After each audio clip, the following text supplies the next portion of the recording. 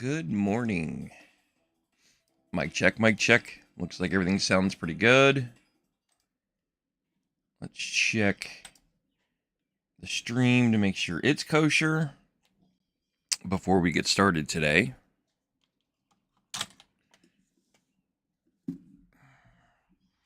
don't know if I like this mount in this spot. I might have to print a new microphone mount. I moved the microphone to a new spot. It's literally, like I said, right in front of my face. So, trying to make it sound a little bit better so it's not so like distant and I'm so far away from the mic, which will should help the audio be a little bit more clear, probably deeper. And all that fun jazz. But anywho, what do I have notifications for? Oh, weather. Okay. Brain fart. So today I think we're gonna do some work on some RC cars.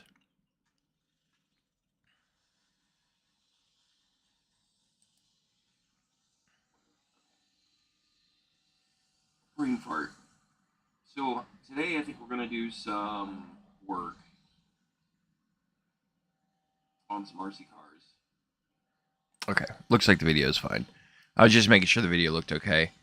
So the stream looks good. I brought out a new battery because my caliper was dead. And now I don't know where my caliper is, which is fine. I don't know what I want to do today. I have two different options. I can start working on the Slash, or I can start doing motor dynos to try to figure out what's what I'm working with. I did not plan today, so I apologize if this seems very unorganized. Welcome to my channel. That's basically me in a nutshell. I'm scatterbrained as all get out. It is what it is. Come along for the journey. So first things first, I think I'm gonna spend a couple minutes cleaning up my mess that I created. I meant to do this yesterday and then got sidetracked and we could not do that.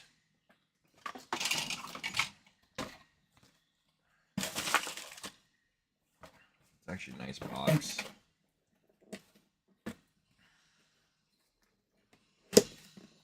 Throw it away. Don't need it.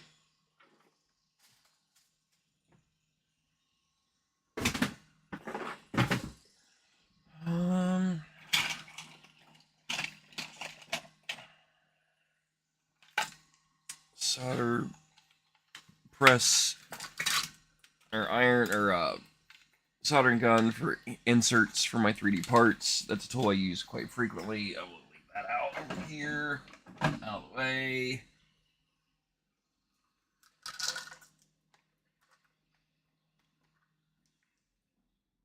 Bullet connectors. Actually, those can go over there. They got to get put up in the carousel.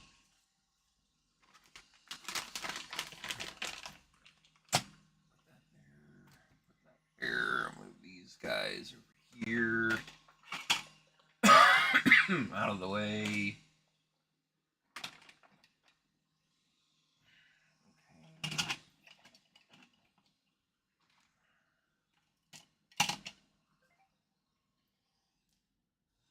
Sharpie, scissors, pliers, phone holder, box cutters, springs. Those I need to get back to John.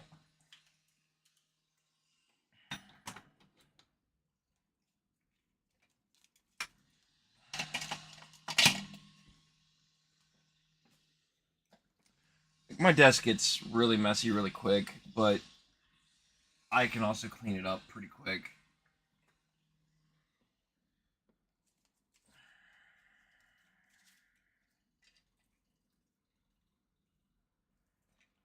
A lot of it's usually just plastic or trash, just from projects or from the 3D printers that I run for the business. They get I get like the tells or the scraps from all of the 3D prints that I print. They typically end up laying all over my desk, and then I get aggravated, and then I like, okay, it's time to clean it all off. When that's kind of what we're doing now. So,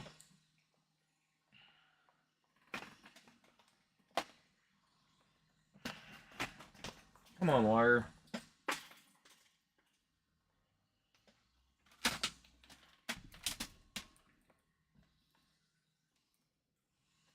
Pulled all this out because I was selling speakers and I needed speaker wire. Didn't have any, so I used this.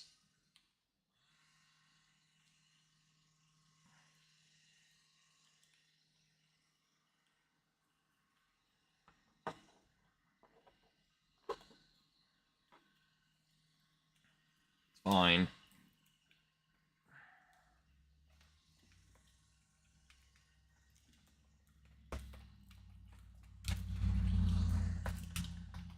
And it's probably half a damn spool.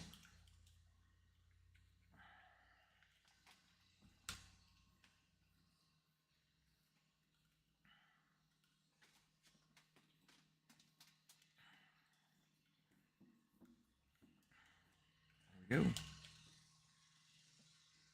It's down there. This stuff is actually pretty decent. Let me check this, see if it needs charged. It does. So we'll plug this guy in.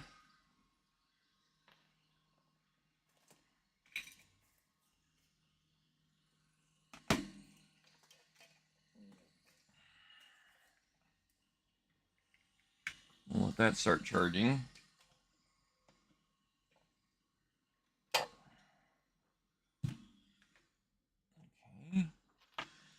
Keep that. Put that up there.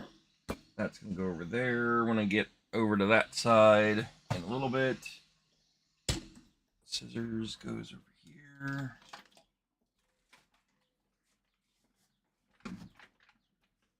Time to stand up and get a little more serious. I need some room.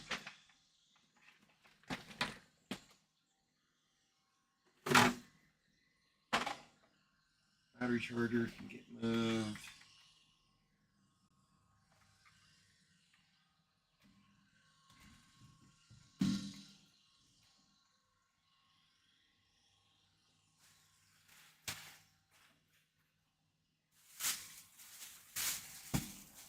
Ran out of box tape, so I had to go buy some box tape the other day. It's a good problem to have, honestly.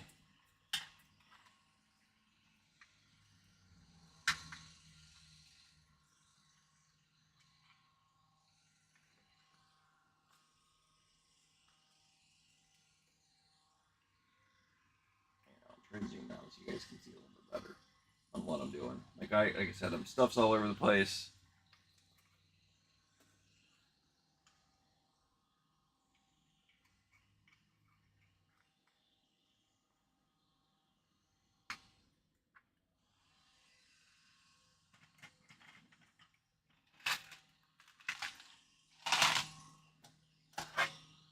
Tray.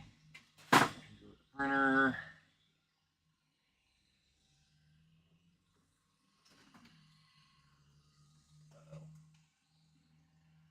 Where'd that go?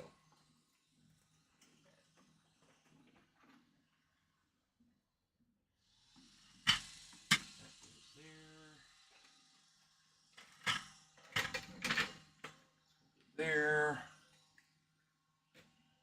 There. There's the calipers I was looking for.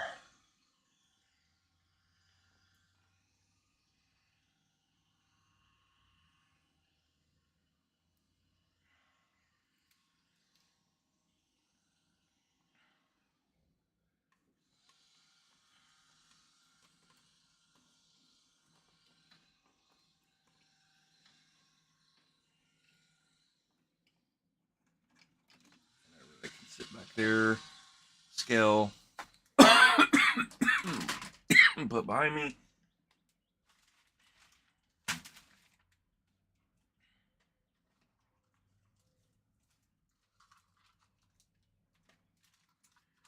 Magnets.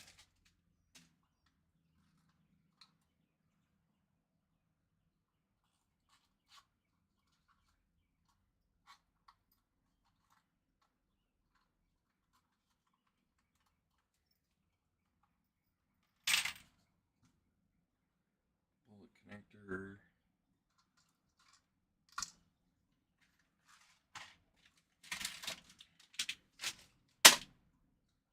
Okay, let's put everything back where they belong.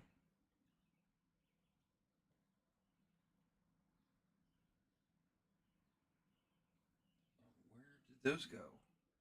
I'm confused. There they are. It's 10, 12. And 2. Rotate that up. Goes there. And 3 by 16s.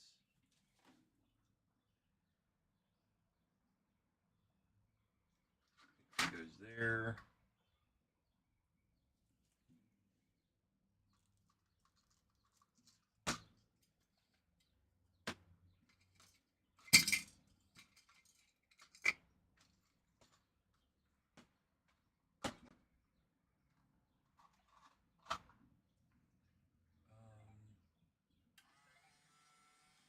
Rotate this around.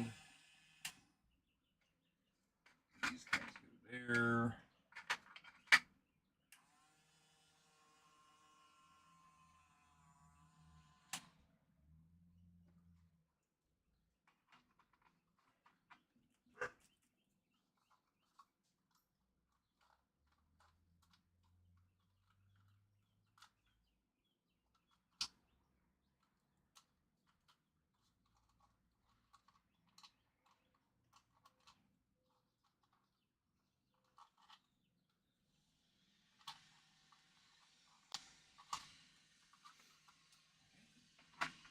There. Hopefully that stays. These on here.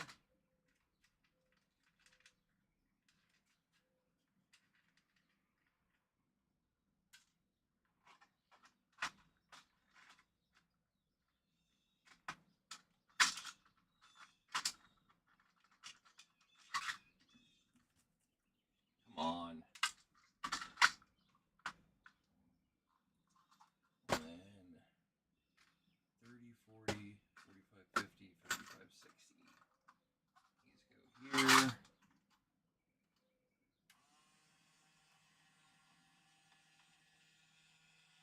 Okay, that works, fits, no problem.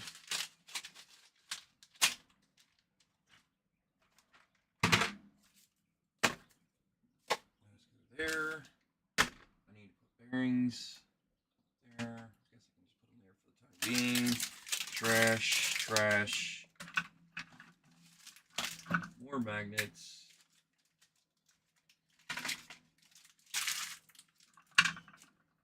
Screwdriver. Bunch of parts I'm making currently.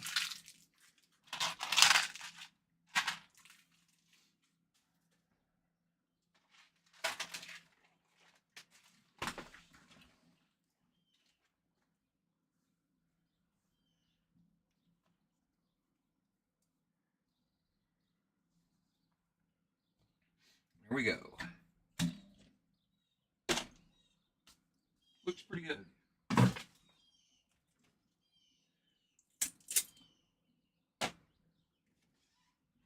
Swap build plate out on our printer. And we're going to start the printer first before we do anything today.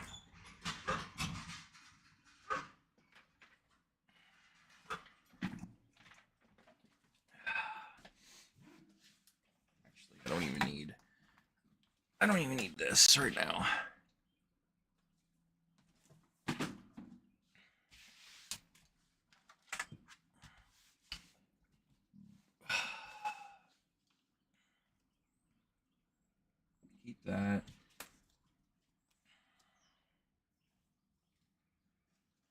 Stickers, trash, trash. Keep. That's all trash.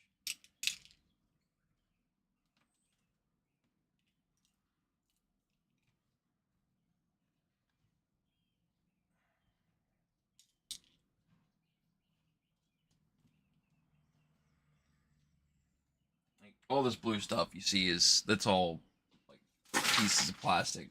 And I have a little portable vacuum somewhere. I just don't know where it is off the top of my head. I'm not digging for it. Okay, let's bring the microphone back down. And we are going to start by printing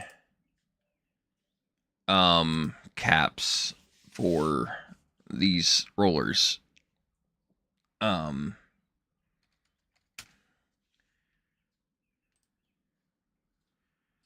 Where are you?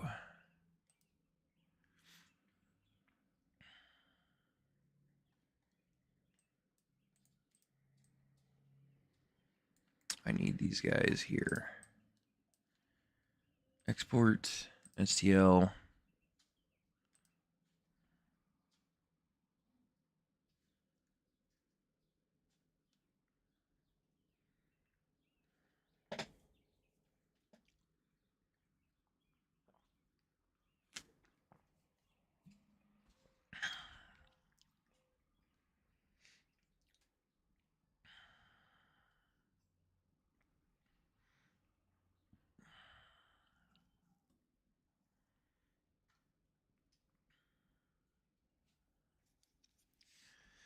Come on, computer. You can do it. Skip. I'm going to print 2 of these guys. Move it forward. Right click, clone. 1 copy's fine because I'm doing 2 currently. I'm currently using a cool plate,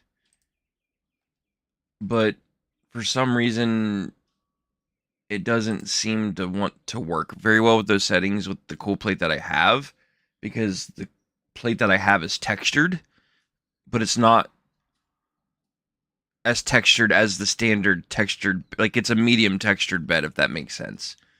So I'm gonna leave it alone for textured, and then we're using PETG. Strength for the basic settings. It does everything I need it to do. Print. Everything is automatic, and let's send it.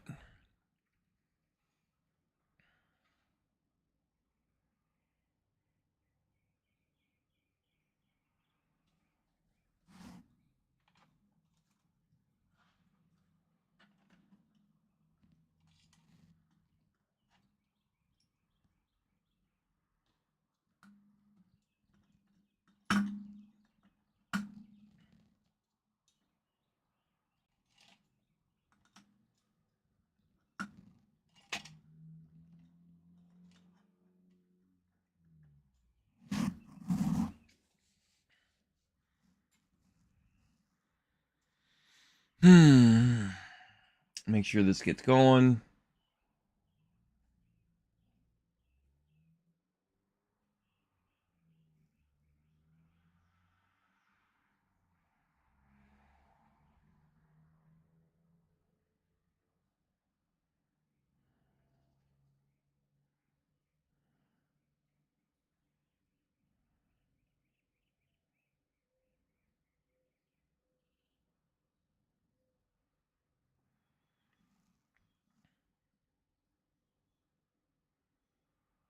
Ooh, I'm out of filament.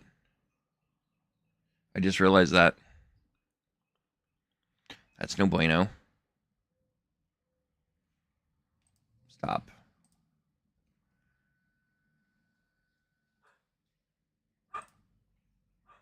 Print.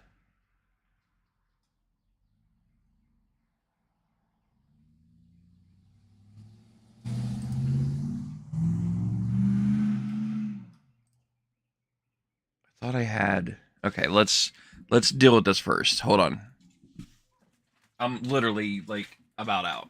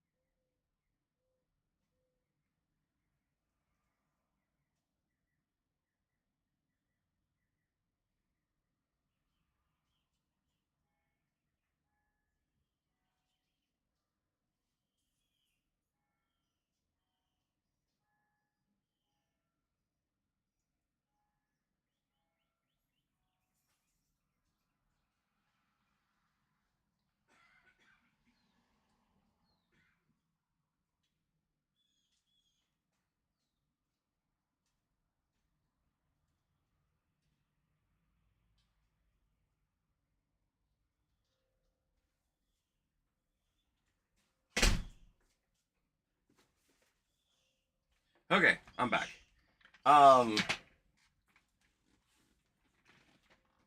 So because I have an AMS2 Pro,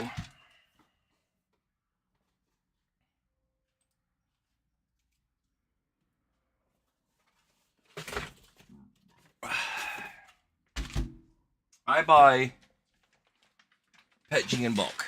Well, I wouldn't call it bulk, but I buy them by the 2-packs. Sunlu,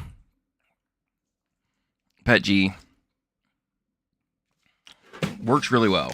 Actually, really well. What I understand is, and I could be wrong, Sunlu makes filament for bamboo.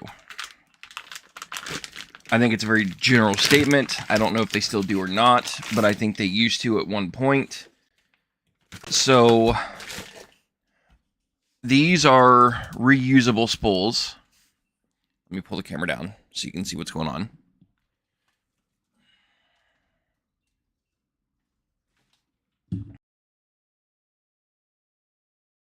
Go. Is it focused? There we go. It is now. These are reusable spools. And these are ABS temperature, I believe. I could be wrong on that, but I think they'll take high temp. When you dry them. I personally don't use that. But the kicker to this is you can go on like eBay or Invest, whatever, and get you some RFID tags and put this inside here, and it'll register it as a bamboo PetG spool. So then you can get your automatic feed from one tube to the next when you run out.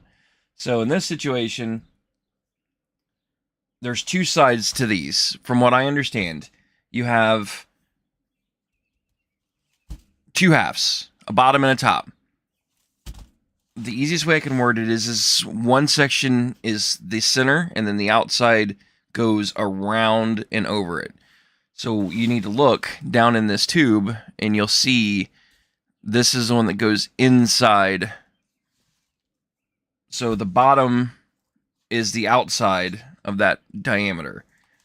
So to unlock it, you just twist it, and you'll feel it click. Gently pull up,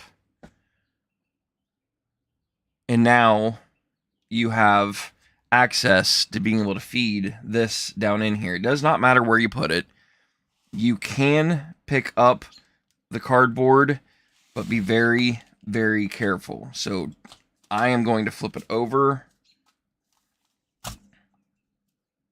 and it's usually stuck. Like in this case, it is. It's glued or taped to the spool, so you kind of have to be careful doing it that way. But so what I'm going to do is try to feed this in.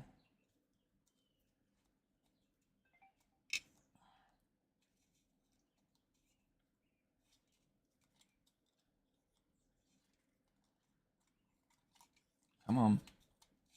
I was able to do this in the past. It's just a trick. I think I have to go the other way with it. Let's go back this way.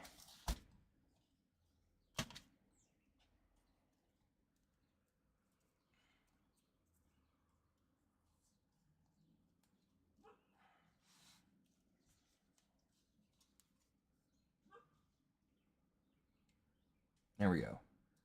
So now you get the sensor. I'm going to rotate it so it's under the plastic so it doesn't get caught. And then you take your lid and orient it accordingly. This is where this gets a little tricky. You got to work with it a little bit, but make sure it gets all the way down in the groove that locks it, and then twist it right.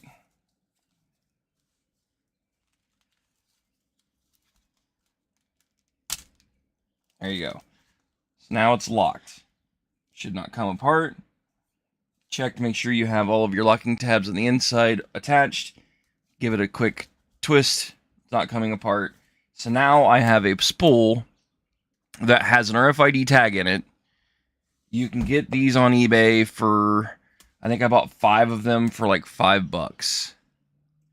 And these are reusable. Simple. So now you don't have to re-spool it. You can just buy these for like $10 and you have an RFID tagged PETG. So just to show you, if I go to Bamboo and I go to put on here, currently it's detecting that I only have something in slot 1, which is green ABS, and that actually is Bamboo. I have something in slot 2, but it doesn't know what it is because that's not Bamboo filament. It's detecting I have nothing in 3, but I do have something in 3, but I don't think it's slotted. I think it's just sitting in there. And then slot 4 is another Sunlu PETG. So if you watch, so let's go to camera.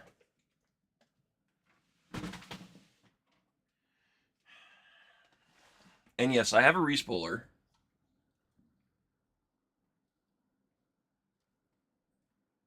There's the printer that's in question.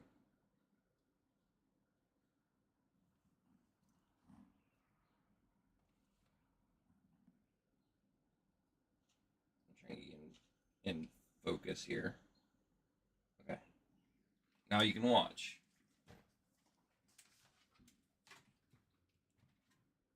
You see what I mean by like how I have nothing left on that spool. So this is just sitting in there.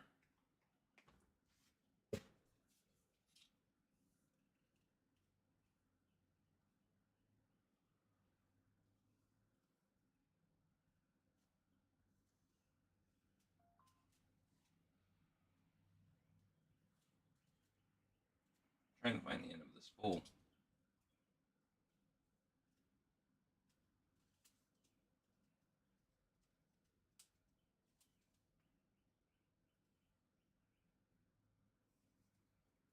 Where'd that tape go?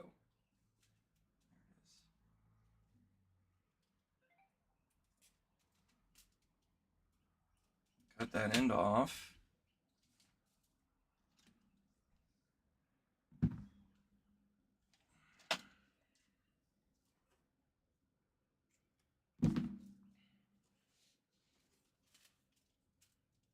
Now,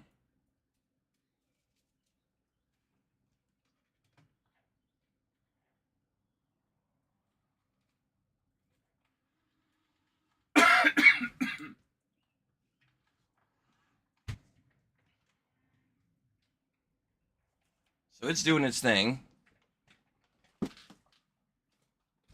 Loading it. Trying to figure out what it is.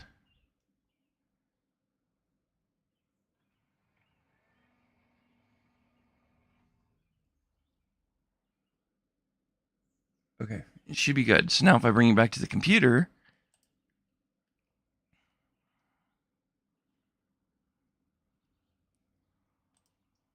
it now detects slot 3 is PETG and slot 4 is PETG, and it auto refills.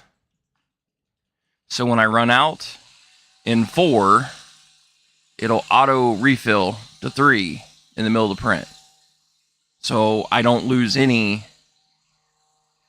filament, basically, doing it this way. Which is what I want. I probably won't run out of it on this print because I'm using such a small amount, but I'm not risking it because it is almost out.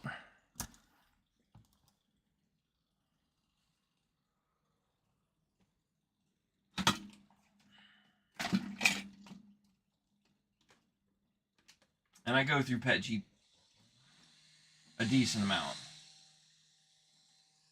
I feel like I just bought this box probably a month ago. And I only use PETG. I need to clean out the printer. I only use PETG for stuff that I sell.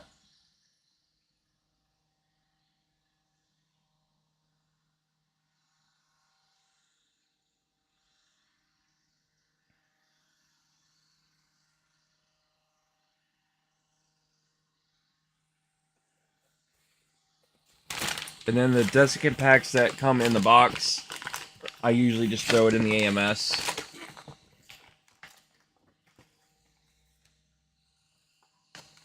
It seems to work actually really well as just a drying box by itself. Is just throwing extra desiccant packs up in there. Is that the right way of doing it? I don't know. It's just what I do. And that stays closed at all times, so you don't have to worry about dust or anything like that getting it on the filament.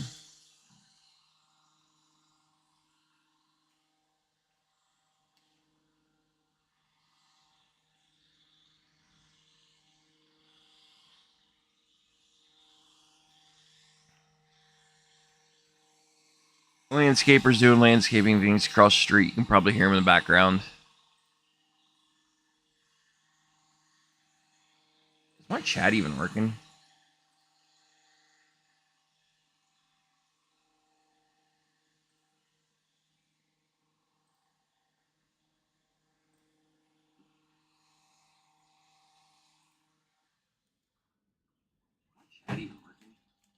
Yeah, it's working. Okay, just nobody's here. That's fine. Kind of odd. Usually I get some normals show up, but I also haven't streamed on a Saturday in a hot minute, so.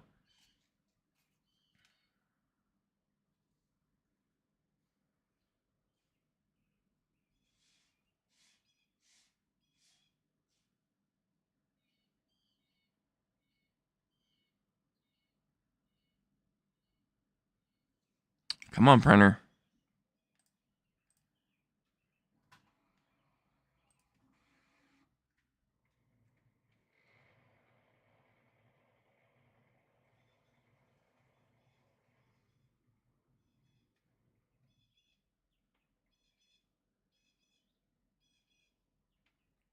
Yeah, it's gonna run out of filament.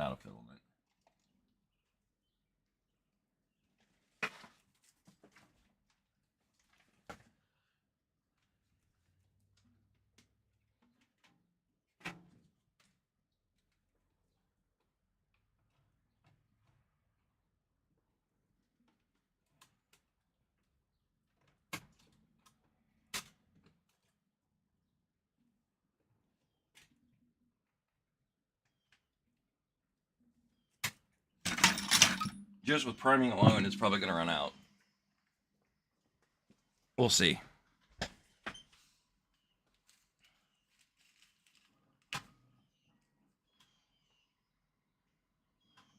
I think my poop chute's getting full.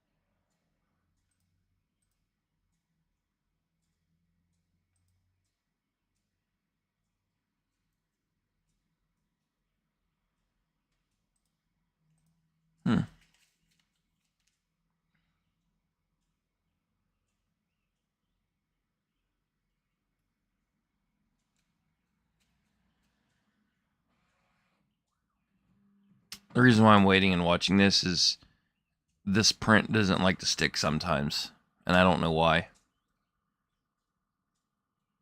It has a habit of giving me nothing but issues.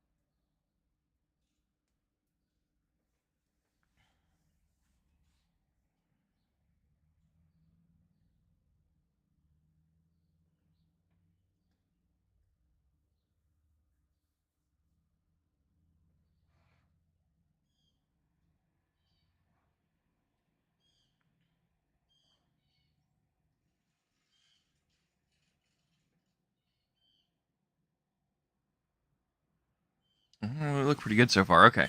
I think we're gonna work on motor dynos. You know what? That sounds pretty fun. Let's work on that. So to do that, I need to undo the one on the pull truck because it's got to come out first. So let's start working on this guy.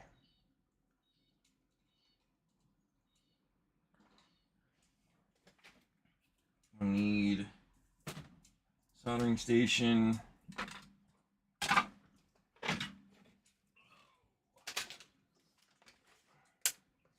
It's not plugged in.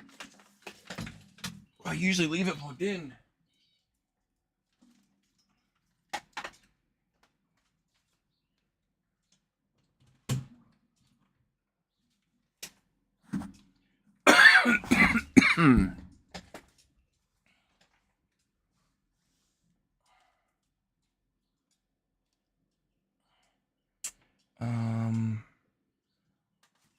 I think it's 1.5.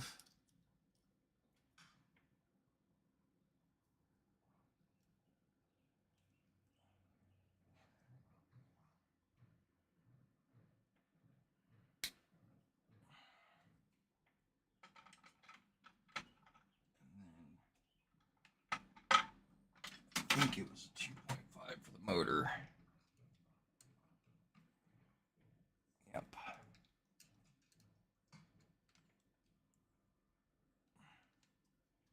It's loose. That's good.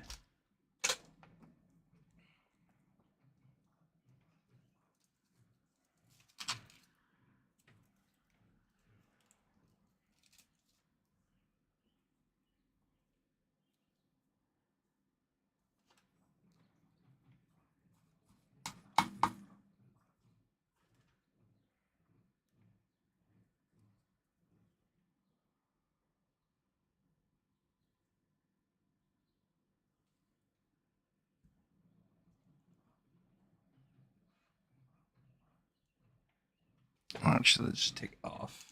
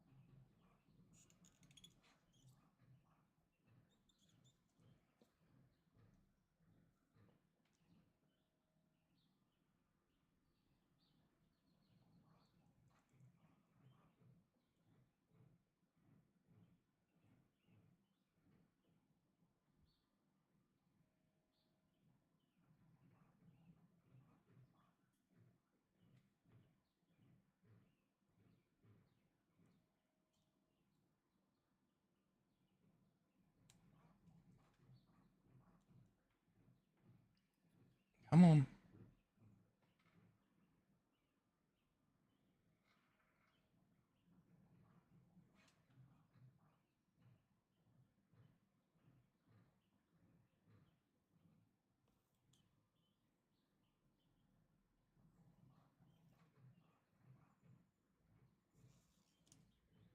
Okay. Got the motor out. Let's clean her up.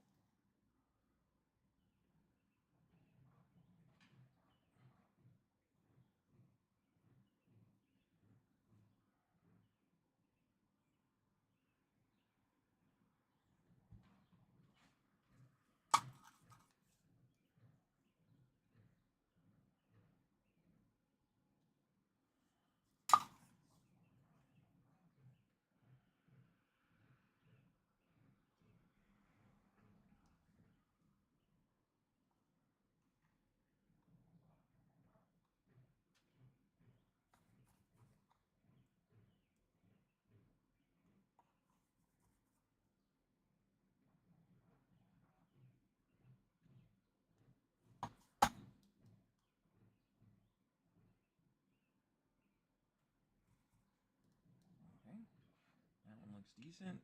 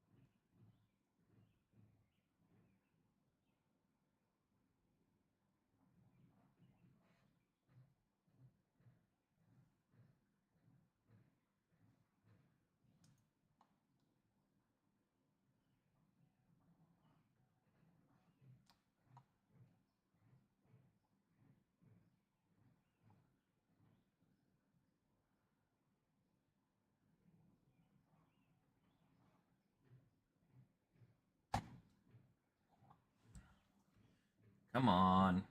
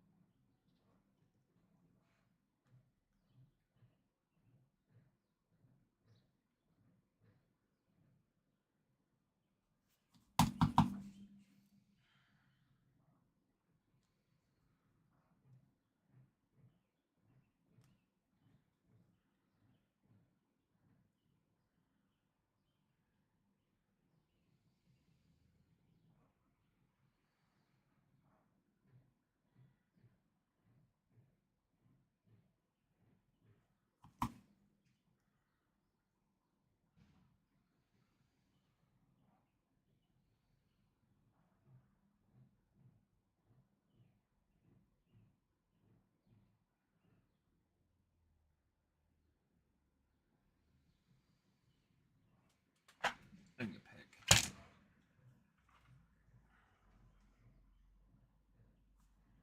Can't get this out.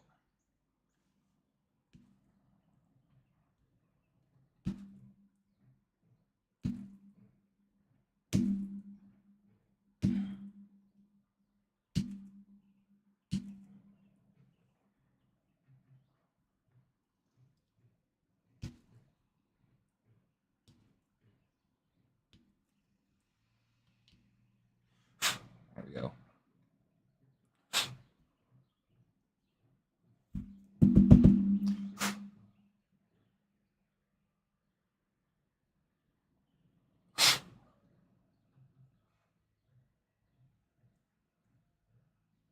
Uh-oh. Get something in there? Must have. Because it's not spinning now. Okay, well, let's take her apart. I think these are twos. Yeah, they are.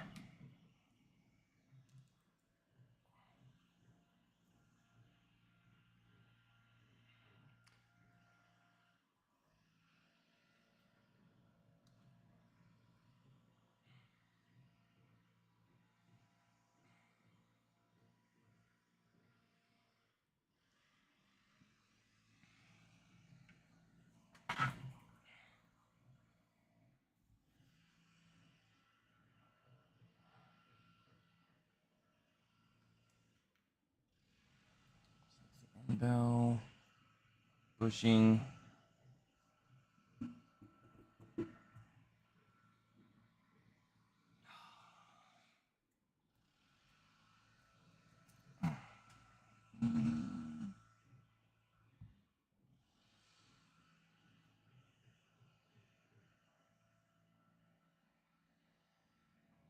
That's interesting looking.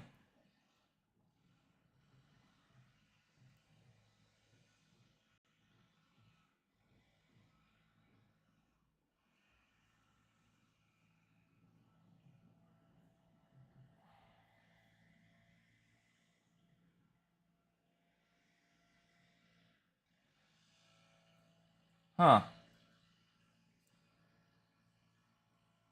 Spins free.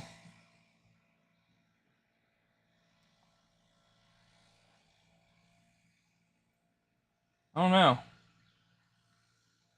That clearly looks like it rubbed.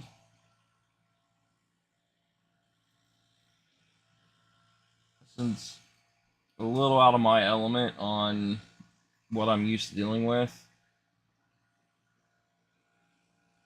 Is this a 4-pole? Or is it a 2-pole? I bet it's 4.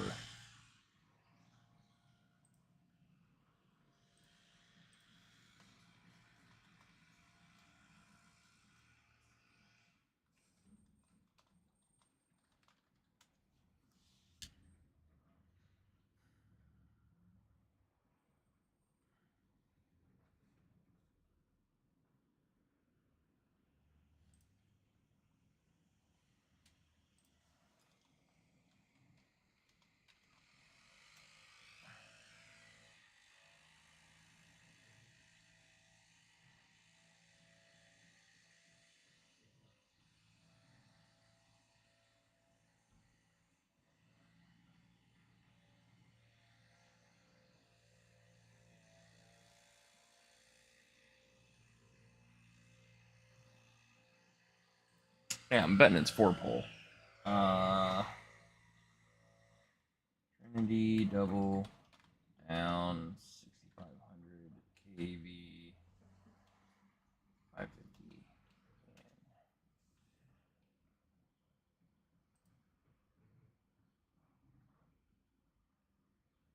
Yeah, it's 4-pole. Okay, kind of what I thought. Okay. Let me find my motor analyzer, which should be down here.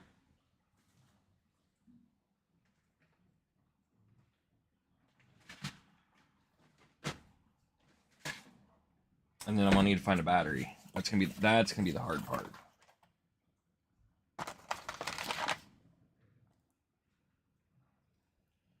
Because it's the XT60 plug. And I don't think I have any XT60s charged and handy. Let me look.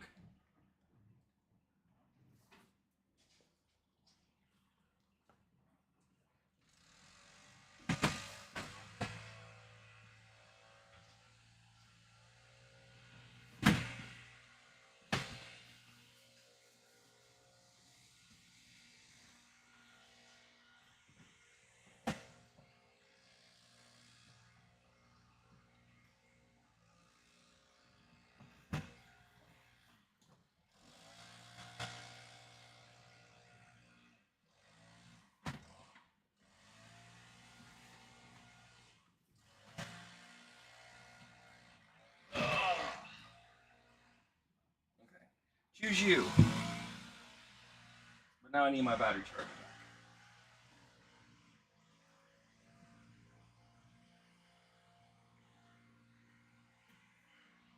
Here's where this gets all kinds of quirky. Is I don't know where half my stuff is.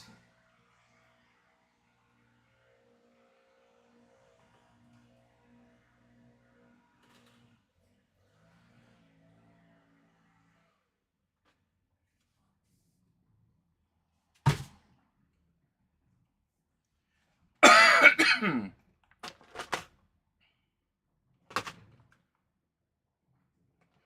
for example, like a lot of motors, I don't have any charging adapters.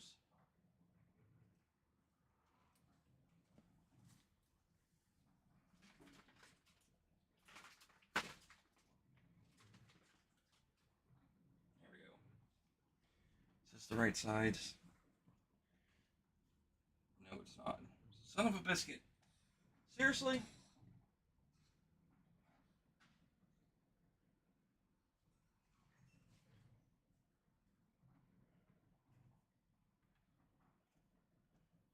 But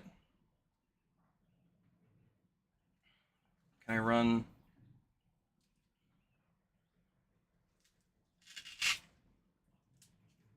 Can I run that off this guy?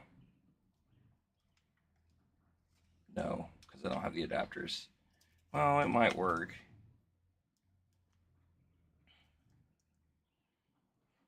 We'll try it that way.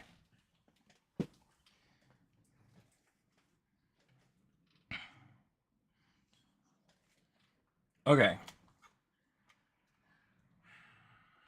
I feel like I'm doing this the way wrong way. Whatever. I'm having a brain fart moment. I'm curious, what's this battery register at? Uh-oh. What did I just lose? The screw. To hold this battery on. This motor together. That's not good. It's not good at all, guys.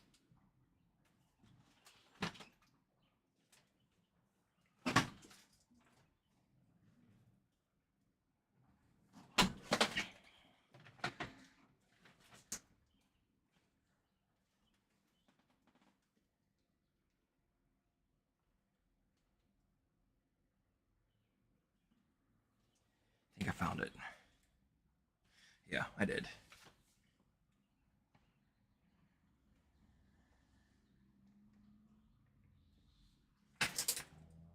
Come on, I need room. Okay, let's reassemble the motor before I lose parts again.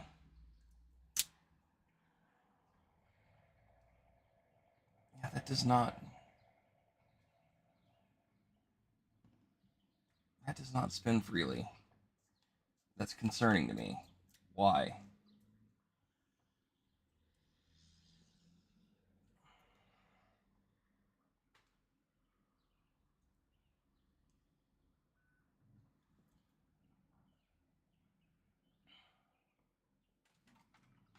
Let's throw this back on real fast.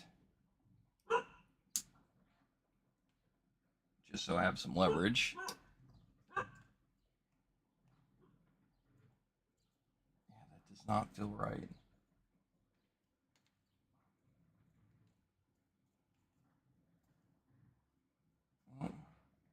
We'll see what happens when I put the other end on it.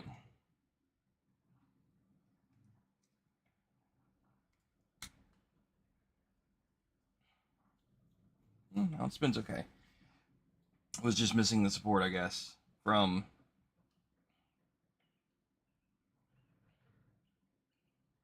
Okay. Set her in the middle.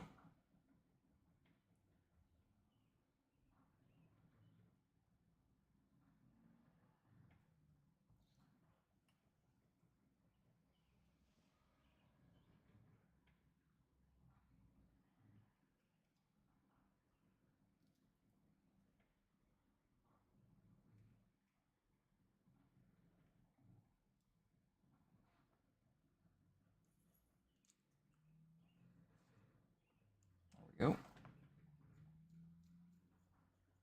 Okay. Good. Hook this guy up. Sensor wire goes on first, or at least for me.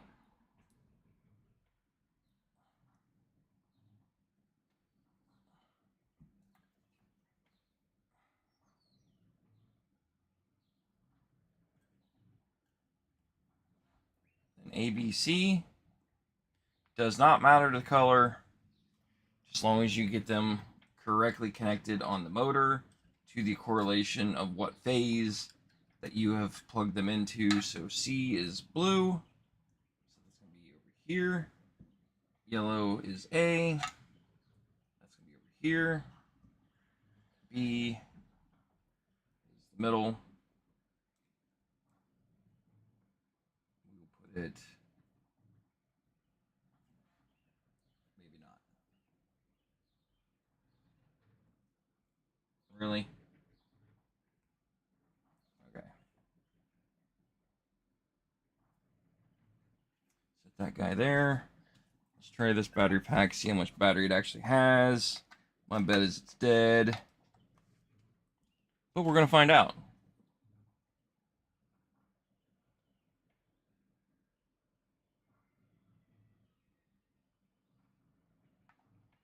We're going to change the pole of the motor to a 4-pole.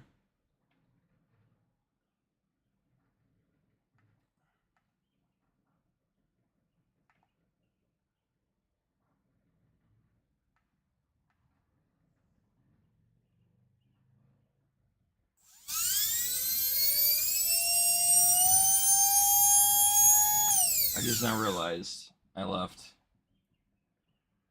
this guy on. I'll take that off.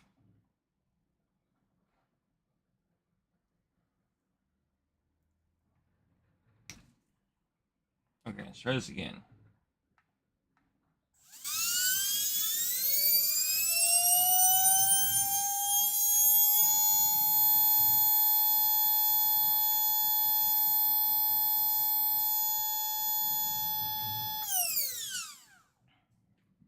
So that's saying 7177 kV.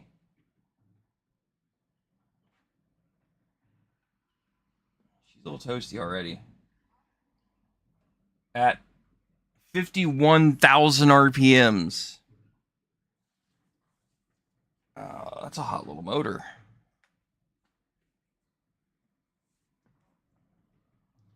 Probably need to throw that battery on a charger.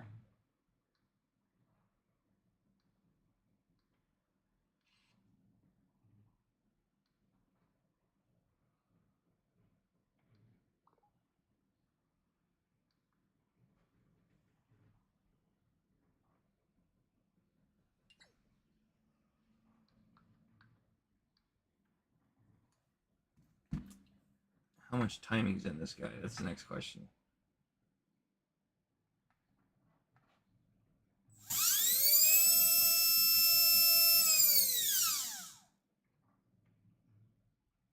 $20. 19, 20, and 21.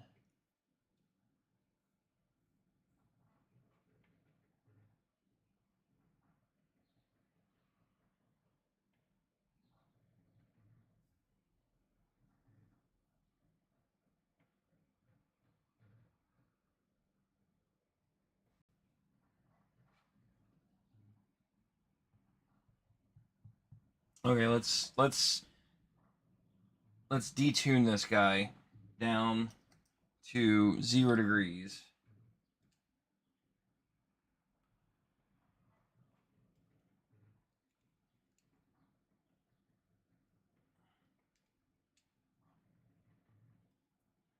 And see what we're working with.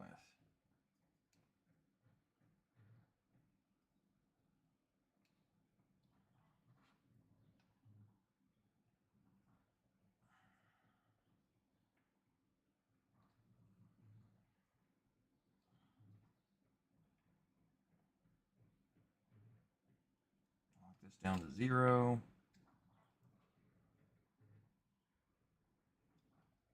Now let's see what we got for timing.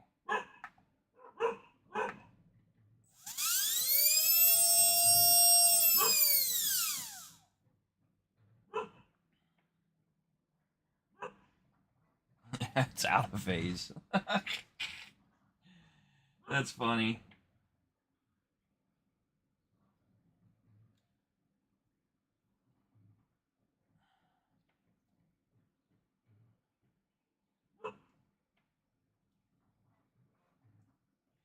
Sad part is there's gunk in this motor. I don't know what. Like it's hair, but where did it come from?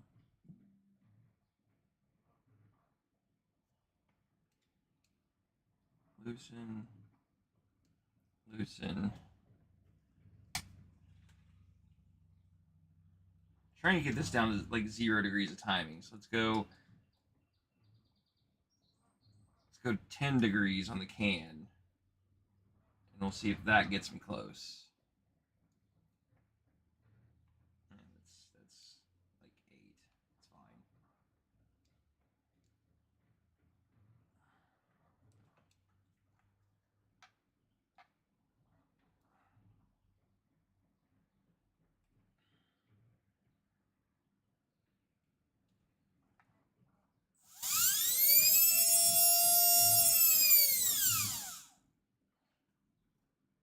How's it still out? 0, 0 out. Okay, so we're close. Probably like 1 degree off at this point.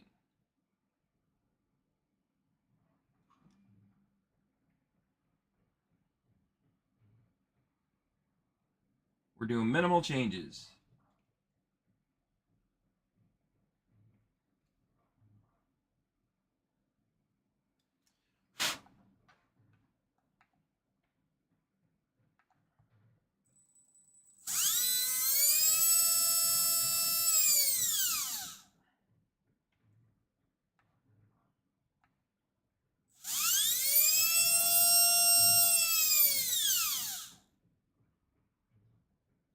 How is that 16 degrees all of a sudden? 0, 1, and 46. So the 1 is still too far out of time. So let's keep going a little bit more.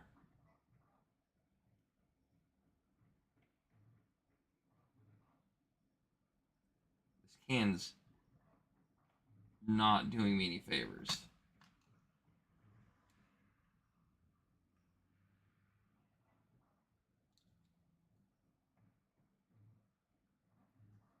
Let's try this.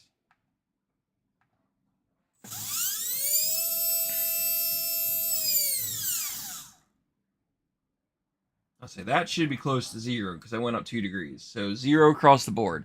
So that means I have 0 base timing in this motor, which is good.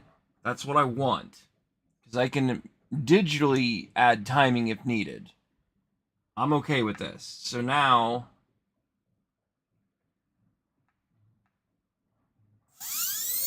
run our baseline.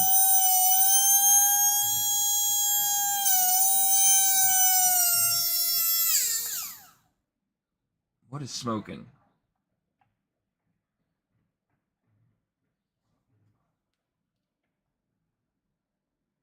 Well, this motor's shot.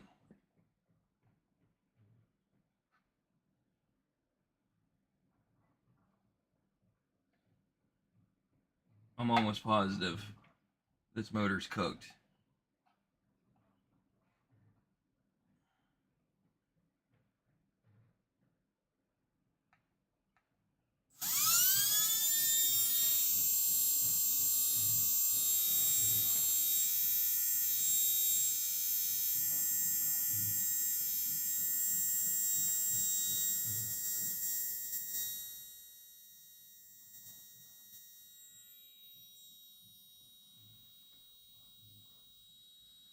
I'm just gonna let this run for a minute.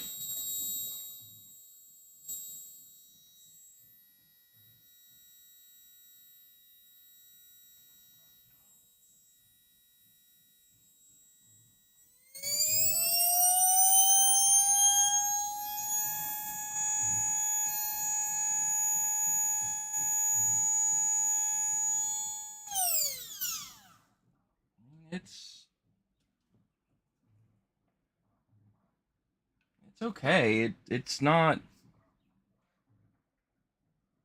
It's not.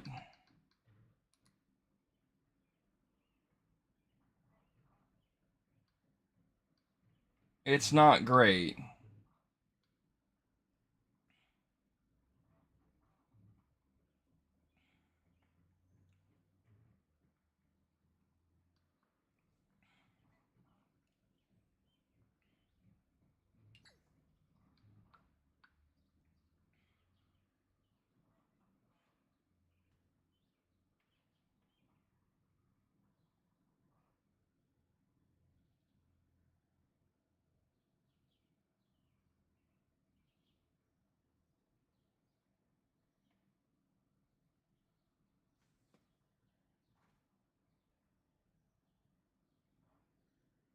she's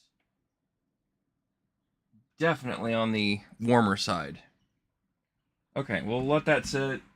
Let me try to find my modified motors that I own, because I own a couple, like, large motors. Like, that's one of them.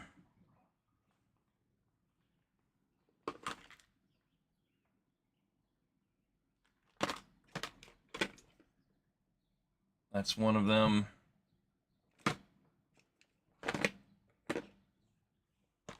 Because I want to test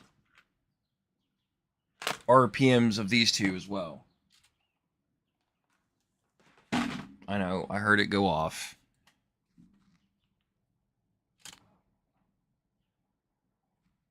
Okay. You guys can't really see what's going on. There we go.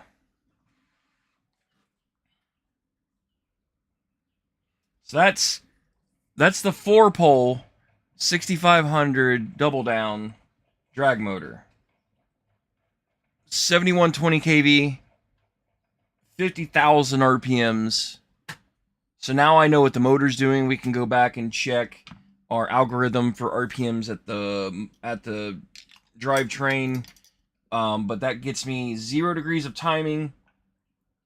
So very, very basic tune. It's still warm, but it still spins free. Like, it's not like I wouldn't call it hot. Like, I can hold it, but it's warm to the touch. So it's probably 110, 120 degrees probably. The issue with these little motors is I don't think I can get these guys down to 0 degrees of timing, which I'm okay with. I'm just going to have to turn them all the way down. And that's the first thing that we're going to do. From what I understand with pulling, you don't want timing. That's one thing that they were educating me on is things will start thermoing and causing issues. So first things first is I'm going to want to clean up the solder on these two. The joints on them. I don't like the way they look. They're really close to each other. It takes 2 minutes to clean up the solder joints. Try to clean them up. So we'll do that first. And then we'll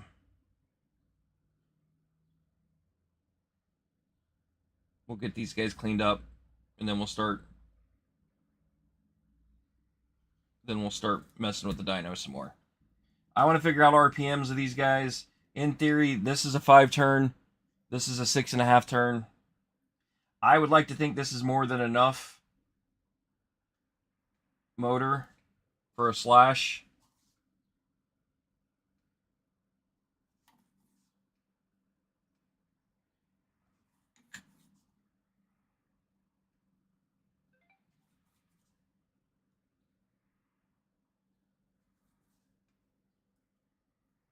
Looks pretty good.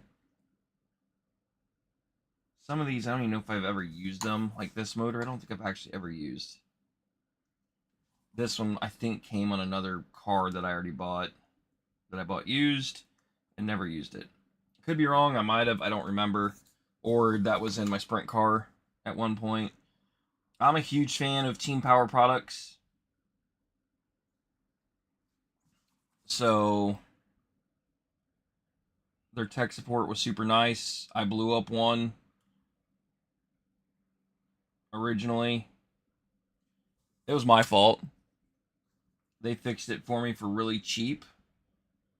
And I actually think this was it.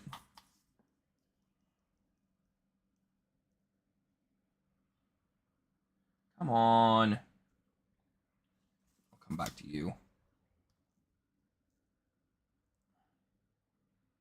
But I know I had a high turn motor, and I melted it down. Because I didn't have a lot of experience running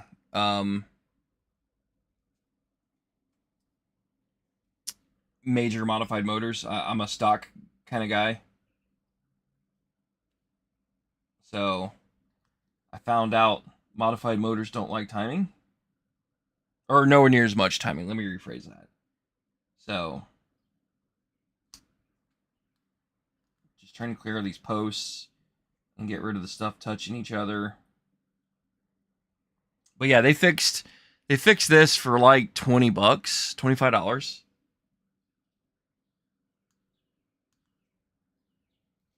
After I melted it down. It looked like a brand new motor when it came back. So, and I think it might have been actually. Oh, come on, Can.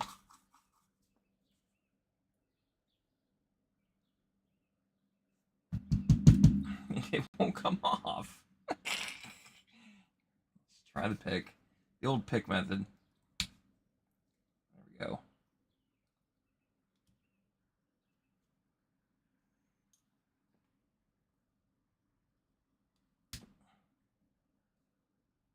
I'm just trying to get all the excess solder off. That's all I'm doing.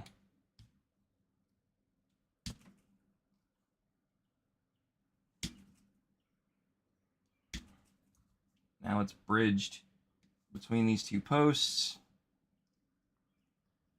So I'm just trying to break up the solder between these two. Lead solder is not that hard. So usually a pick will break it. Just like that. Okay. Clean up this side. And we should be good to go with this. So let's clean up this side real quick. Perfect. Simple. Okay. Timing is set as low as it'll go.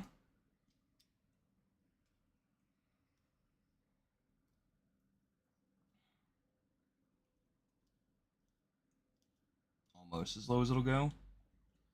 So now it's as low as it'll go. And we're going to check timing first to make sure that we're not past 0.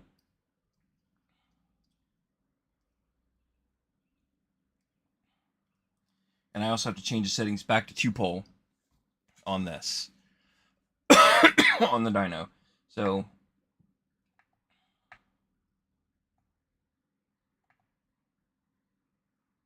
go back, change our 4-pole back to 2-pole because these are 2-pole motors. Hook up our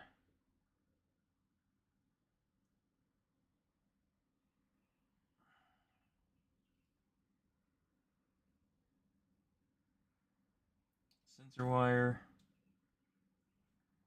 A is yellow.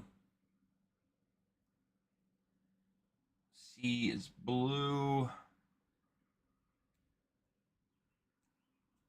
Orange is B.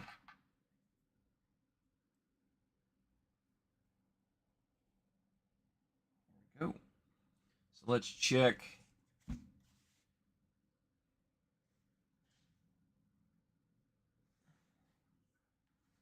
can do it this way. You guys can actually see. So let's check timing.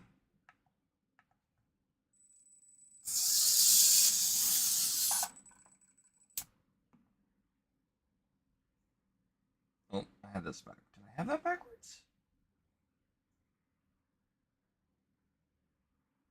Did I? A, B, C. Okay. It does not like the timing where it is. So we're going to increase some timing because my bet is it's outside of the phase.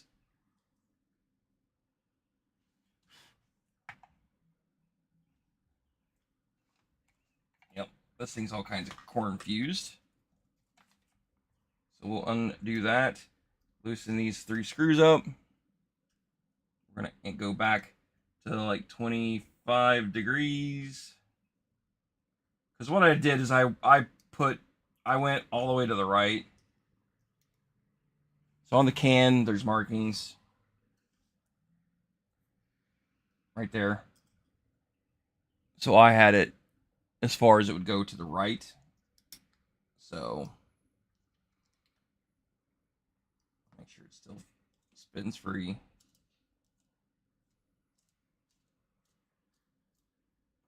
Let's sounds really crunchy. Okay, this is coming apart. Something doesn't sound right, and that might be why it was giving me issues. I should have checked it first.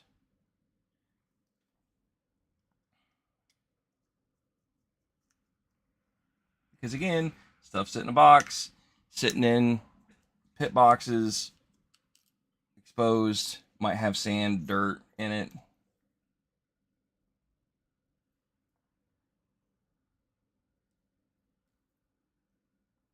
Okay, that's that. Let's take. It's 1.5. I thought they were 2s. This guy apart. 1,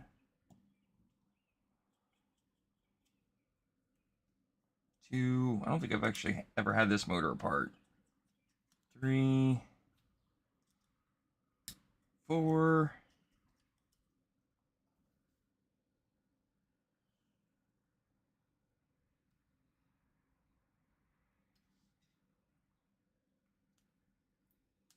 That's what I was afraid of. I don't know how that went together, but I'm assuming that was on this side, like that, to protect this.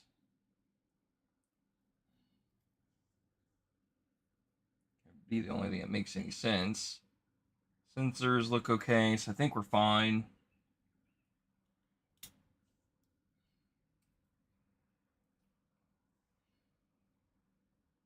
It looks okay.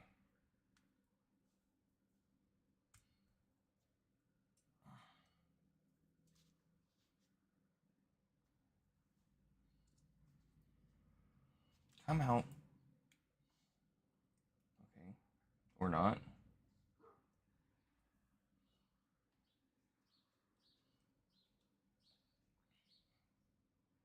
I can't get it.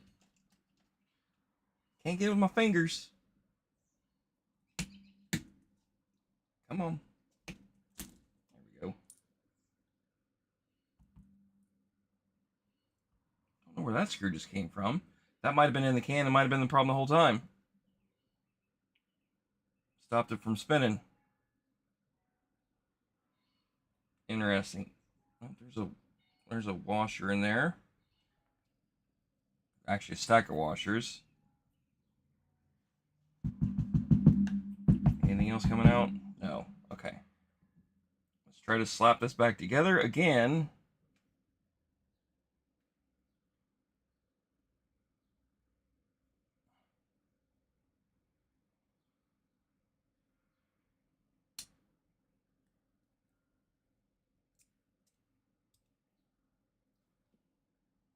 That one goes up here. That goes on. Insulator.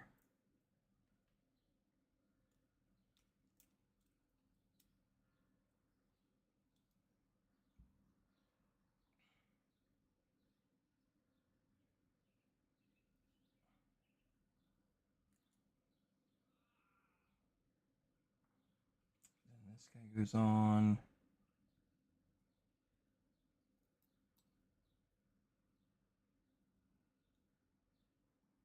Then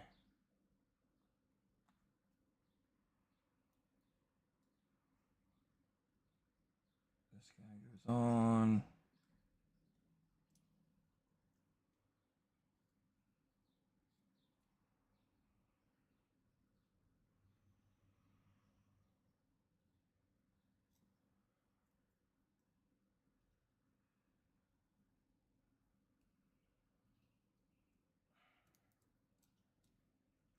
Come on.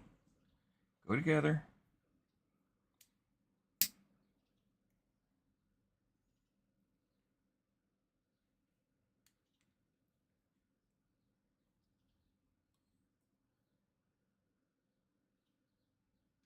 It's a sensor board hitting something. I'm confused. What is going on here? Slap that on. Pop that in.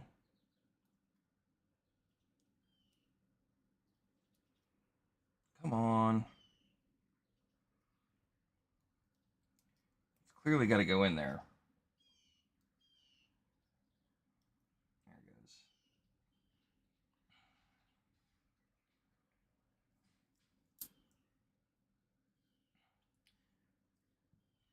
Set it around 30 degrees.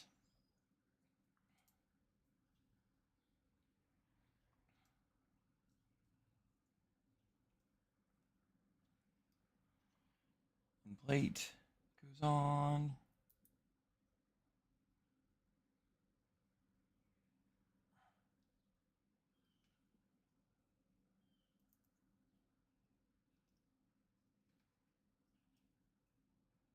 There we go.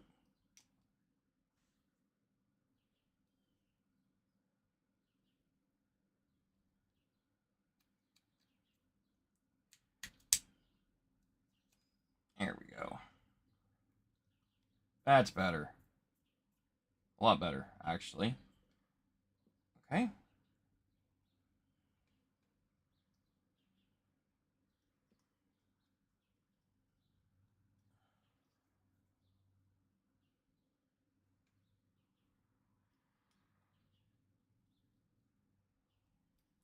Kind of like this design. Like I said, I've never actually really tinkered with this motor. I just left it alone on how it was shipped to me. The owner that said he tuned it and said leave it alone and throw some turbo and boost at it, not a lot, and said it should be fantastic. And honestly, it was a great running motor when I ran it. I ran it outdoors, I think, one season, and which didn't have a ton of time on it then anyway, because I think I only raced that year probably a handful of times. So wait a minute, did I put that on upside down? I did. I did. I mounted that upside down.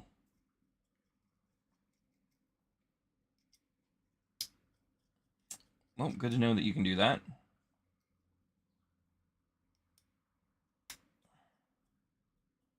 That's fine. Learning curve.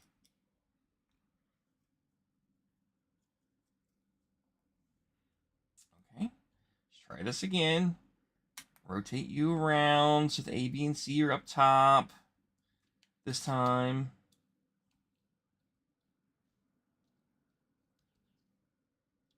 You gotta go when you're home. There you go. Thank you. The magnets are just super strong. It's a 5-turn motor, so this thing's gonna rev. I just don't know how many RPMs it does.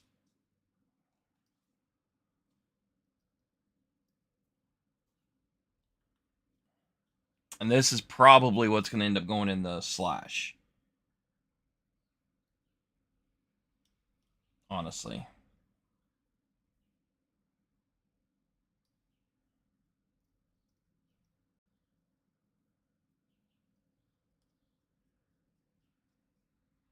Okay, let's try this again.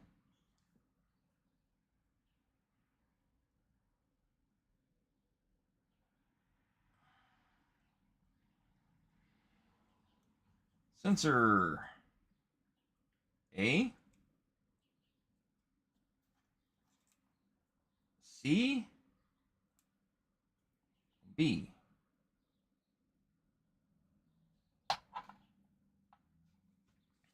Hook up our battery. I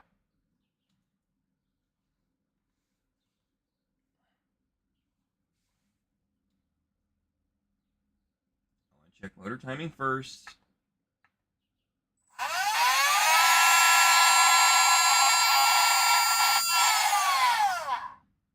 Why it's so loud is that you're hearing it rub against the plastic. It's not, the motor's not that loud.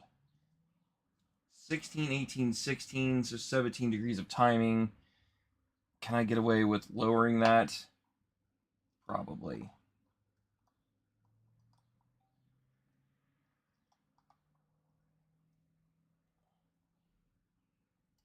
Okay, let's try this again. So let's go down to 21, 22. See what that gets us. Yeah, that's 22, 4, 6. That's probably 22 degrees. Let's try this now. It was at 30, and it's registering around 17 or 18. So see how much quieter it is? That's, like I said, it's just rubbing the plastic. Or the studs that holds the motor. So that's 10, 10, 8. So 9 degrees. I can go a little bit more.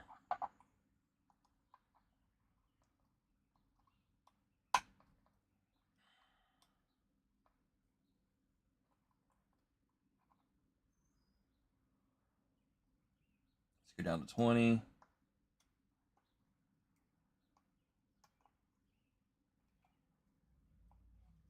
And we'll see what this does.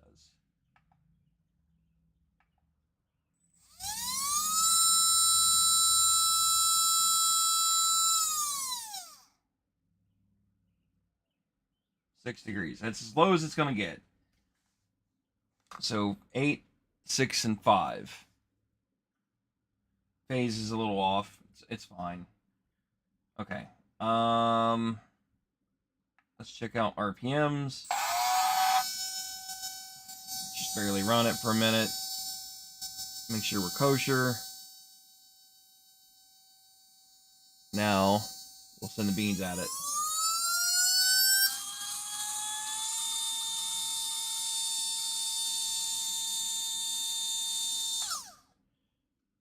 Okay, there we go. So, that actually outperforms the 4-pole.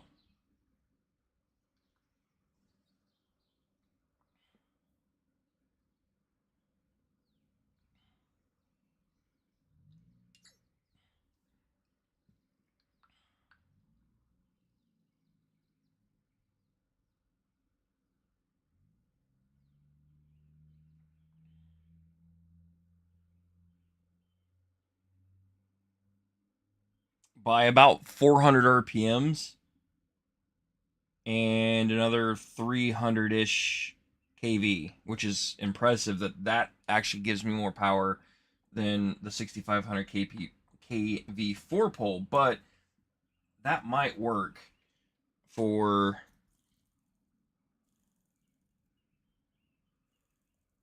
this motor feels so loose. I know nothing about this one either.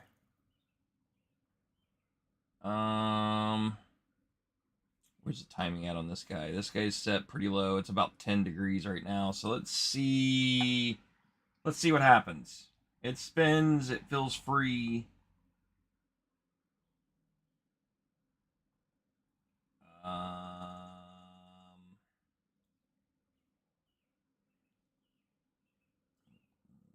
Twisting that around. Gets plugged in. Okay. B. C. A.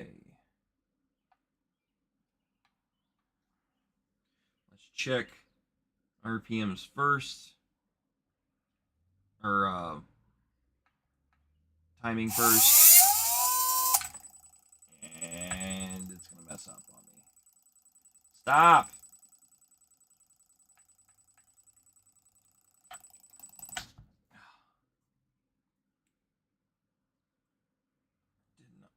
Did not have a good clamp on these guys. That's the problem with this old generation RevTech. These studs were not the best. Okay, let's try this again. Just gonna hold it. Motor timing, start.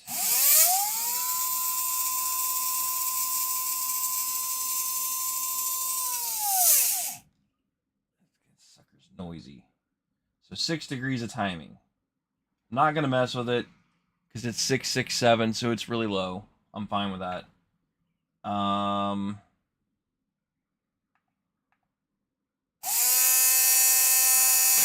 thing is noisy.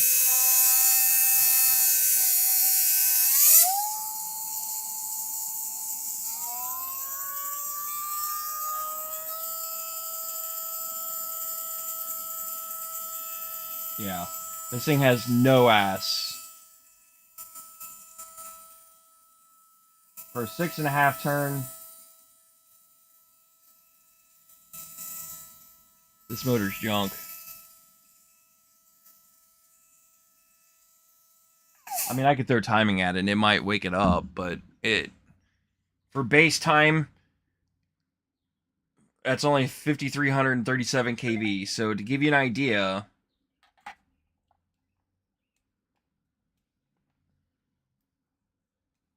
between the two, so the Team Power Products motor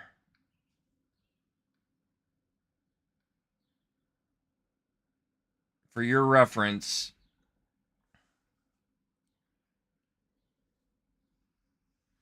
ran 7,469 kV at 53,000 RPMs.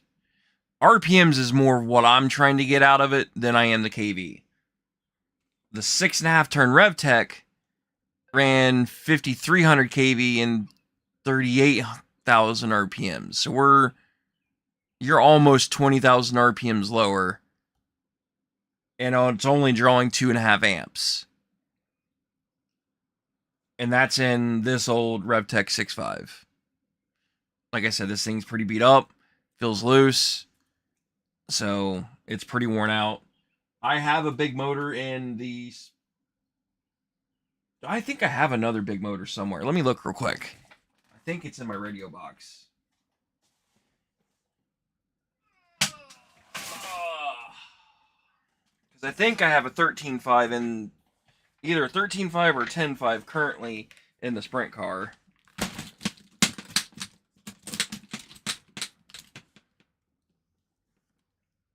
Nope, just stock. Oh, wait a minute. I do. I have a 7.5 R4. Let's try this guy.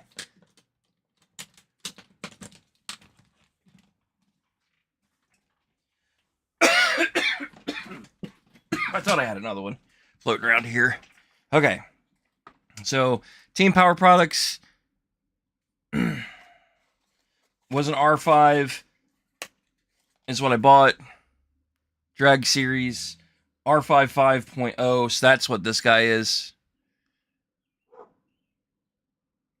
That's what the box is for. This is the one that I blew up and sent back to them, and they fixed.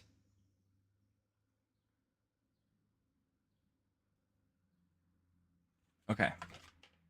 Let's see what this guy's got. I don't think it's going to have enough either, but let's find out. Currently, it's at 36 degrees of timing.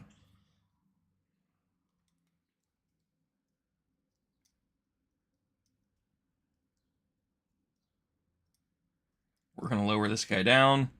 I think that's where they told me to run this motor. But let's start around 15 degrees and see what this looks like.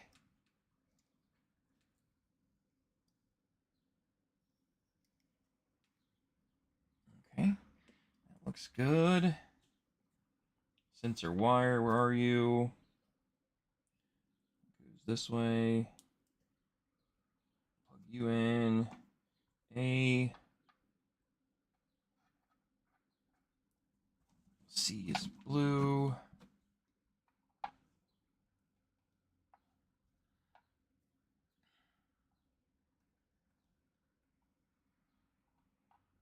There we go.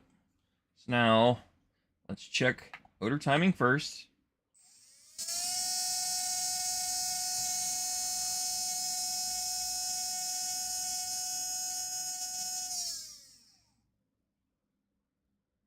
That says 22 degrees of timing, which is still too much. So we'll lower you down.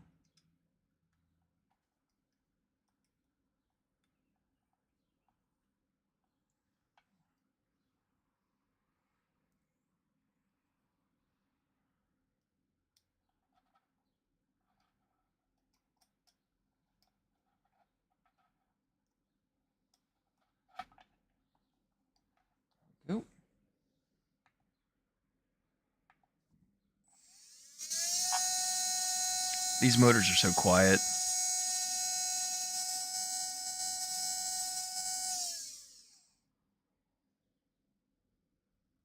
$12. 12, 12, and 13 looks good. Currently it's down to like 8 on the can. Let's go a little lower, just because I think I can get it a little lower.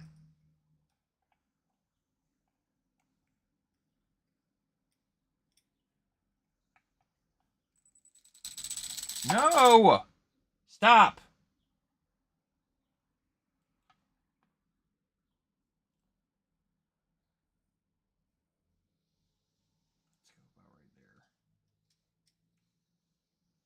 Trying to make this as fair as possible. I'm not shooting for a zero as close. Not trying to get all the way down to zero. I'm just trying to get it really low, like single digits low. So A.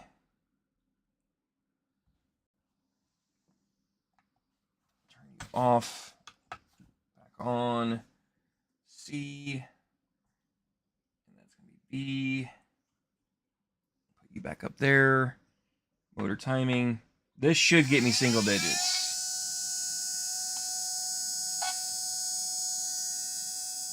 I hope. That's what I'm shooting for. 12 degrees still.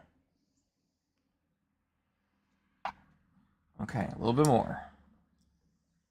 Like I'm down to like 5 on the can.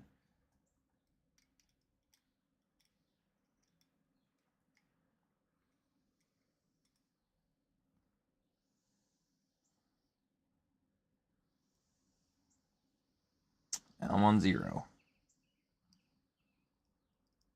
This is another reason why I don't trust cans on motors, is because of this reason right here. 10 degrees makes a difference. Especially when you're talking about running 40, 50 degrees total timing. If you're off by 10, you're out of your phase, you'll blow a motor up real fast. So 9 degrees, let's just call it 10. 7, see what I mean by it gets out of whack. So 7, 7, 13. I'm not a fan of that. So I'm going to actually increase it just a little bit. Because you get so low, it starts messing up. Just a little bit.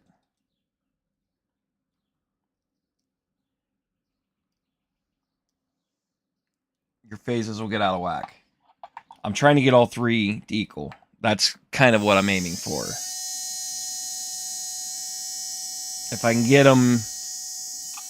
The sensor eyes would probably have to get resoldered, but if I can get them like 11, 11, 12, I'm okay with this. So we have 11, 12, 11. I'm going to leave that alone. I'll call that 10 degrees of timing all day long, but it says 11. It's fine. I'm good with that. So it gets me a baseline to start with.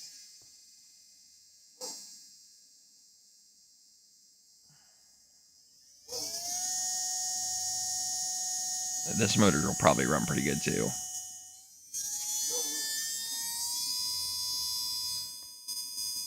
Nope.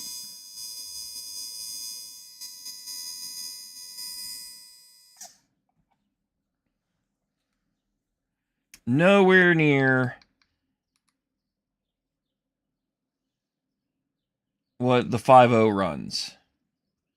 So, to give you a comparison, that's a 7.5. There's the 5.0.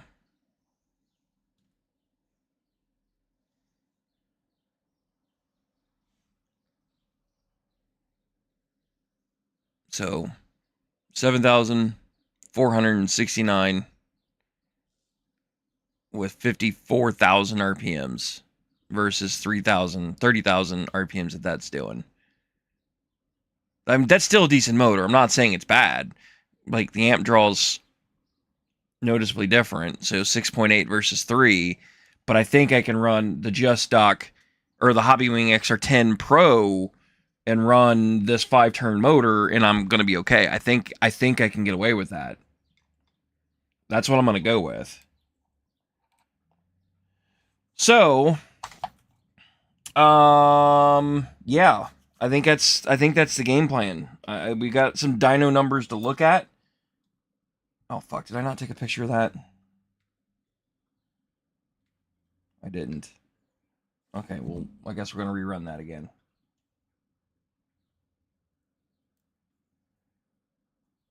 Let's see. Yellow is A.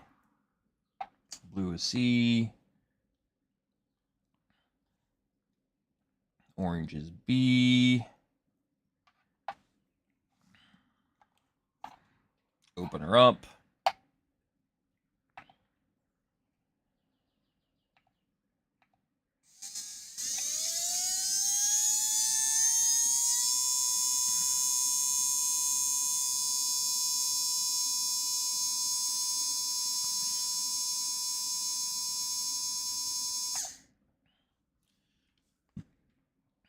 There we go.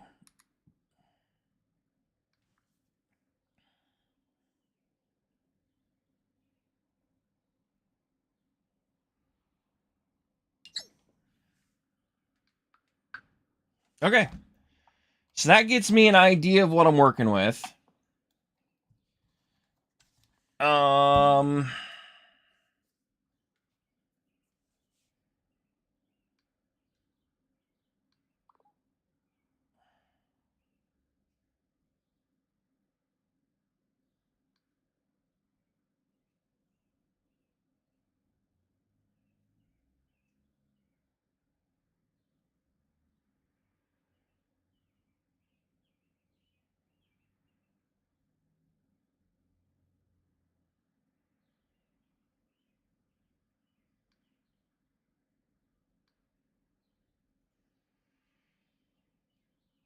the world's having a micro center.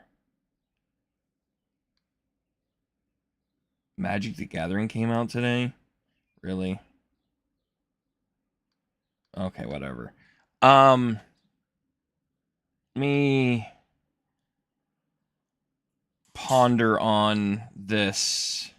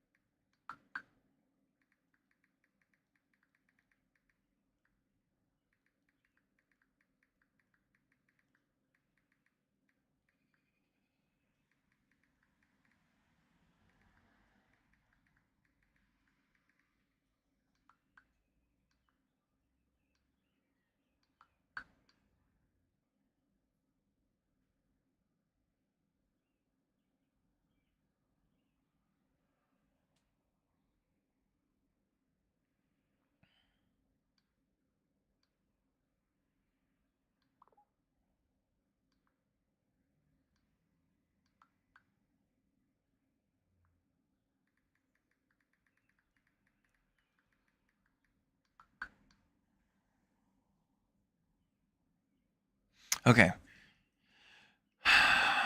Yeah. We got a decent amount done today. I'm kind of happy with that. I think I'm going to leave the drag motor out. I'll put that in the box. We'll set it aside.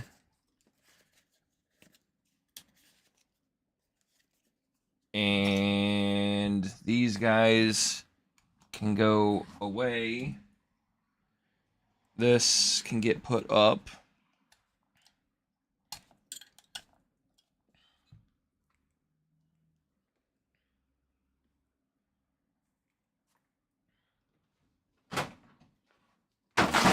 Oh no.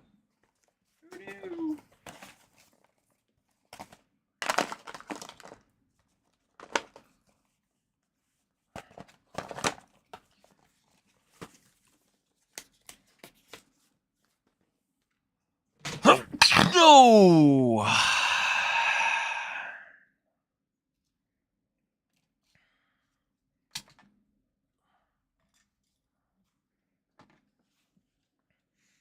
Okay. Let's check on our print that we just did real quick because it's done. It's been done for a while, actually.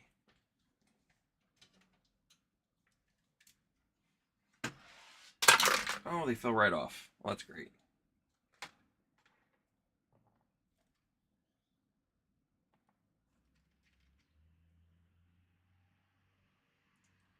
They don't look good though. Or at least the first one did. That one looks good. That one looks good. Yeah, good enough for me. Okay. Well, we got some to work with. So let's start building. Let's start building two of these real fast. I need nut certs. So what did I do with them? I don't remember. They're up here in my carousel somewhere. These guys. Nope, that's them. And I need my tool that I printed and created. I need bearings. And I'm going to need the bases. These are the bases. Bearings, nut certs, caps, and I'm going to need bolts at some point. I'll get those later. You guys are kind of in the way a little bit. We'll zoom you out. Hook up my electric to this guy. Turn you on. Let you warm up for a moment. Doesn't take much, but move the bearings out of the way. First things first. We press in 4 of these guys. I need to edit this file to get these to fit. They need to be slightly bigger.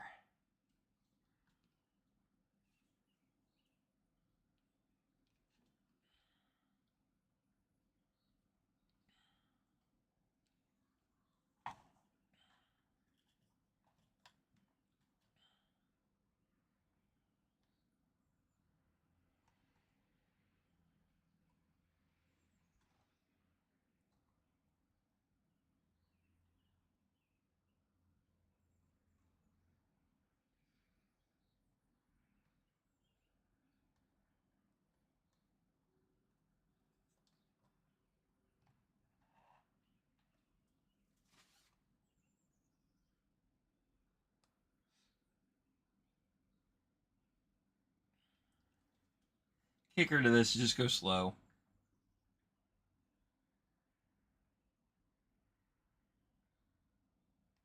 Don't put a ton of pressure on it. But I try to get them just below the surface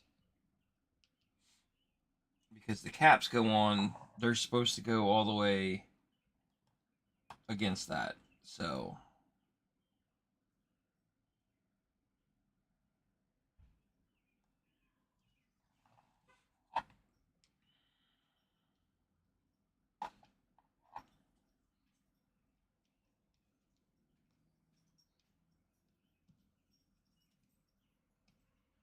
we on lunch? I had to go to the I went to the ER yesterday. Why? I hit myself with with my hammer while hitting a tire off. Good job. So I hit the suspension component. I hit that. It went down and hit the tire back again, right in the shy of the mouth. Did you tell him when you got there it was workers' comp? Yeah. Okay. I had the papers. Okay. And all that. So I had to go to work later on Monday. Why? Because they cause when I got there, the thing that they go through they weren't open, so that way I had to go through the ER. They just said they had. So you have to go to them on Monday? Yeah. Monday morning. You have fun with that. Why? Ow! The fuck was that? Why?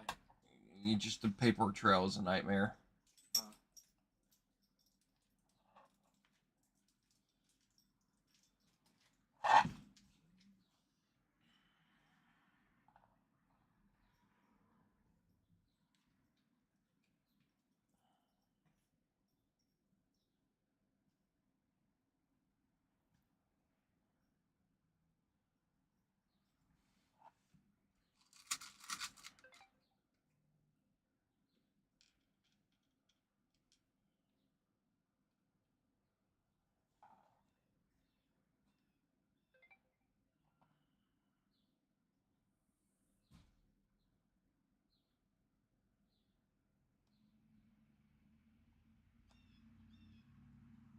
That's too hot.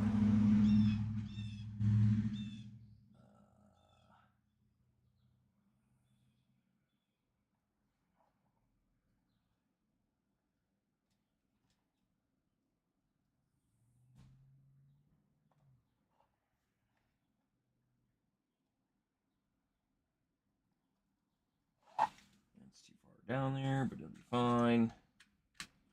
Okay.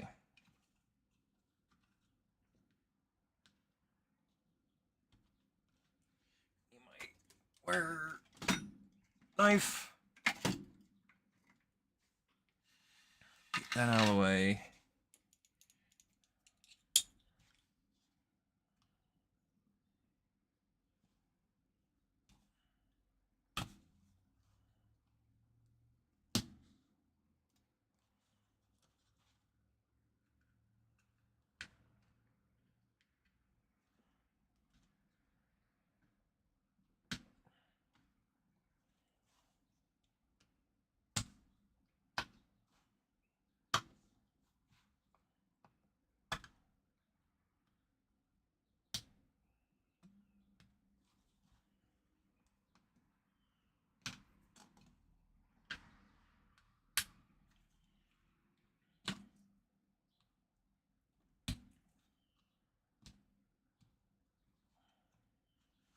Looks pretty good.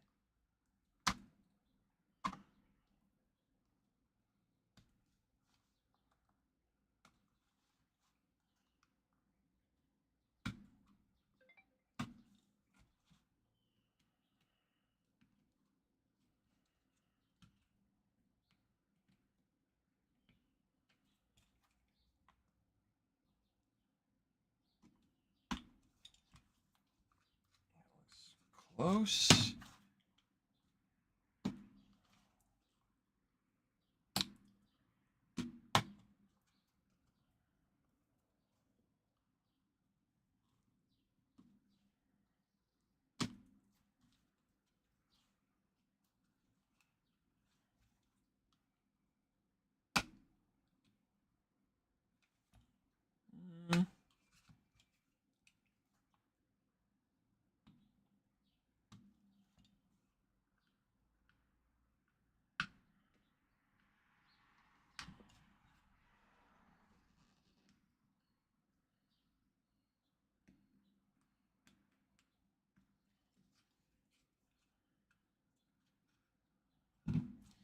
Looks pretty good.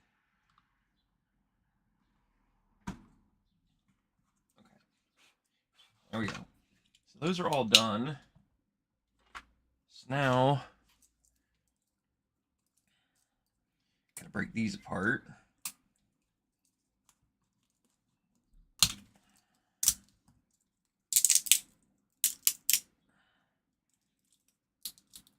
Pliers for this.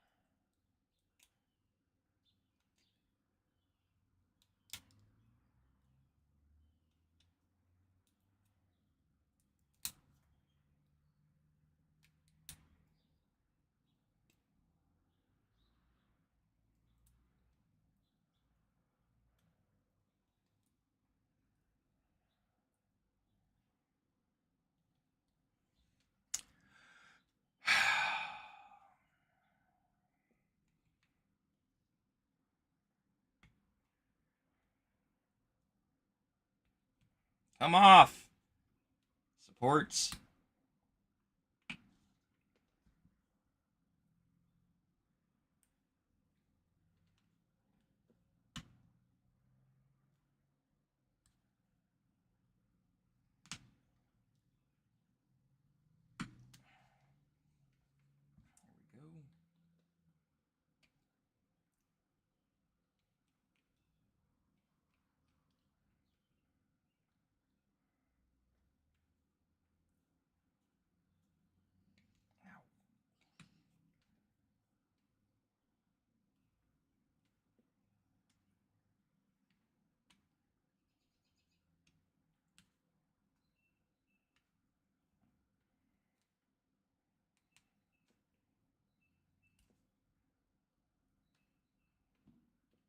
There we go. There we go. There's one. It's my neighbor, probably. Nope, Ryan. Hold on.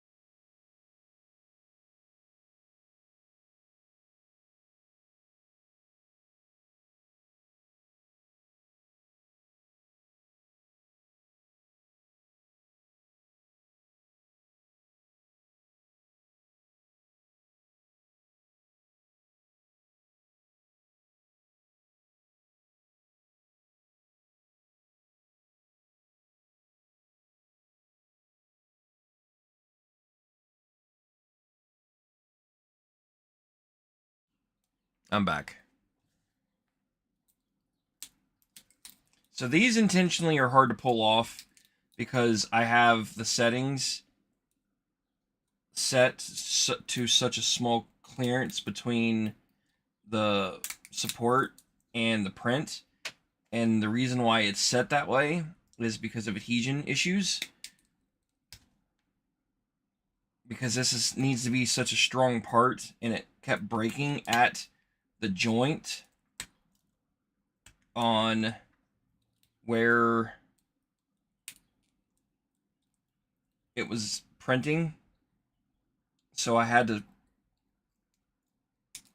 change the settings to get the gap smaller. So now that the gap is smaller, it's really hard to get the supports off the actual print.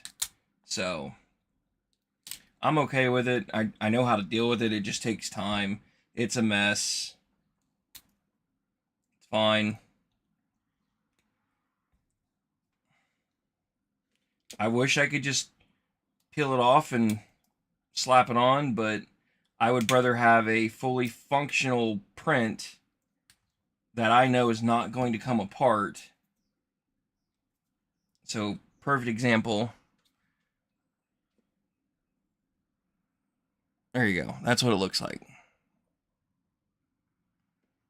This thing needs to be like solid, so that's what this side looks like.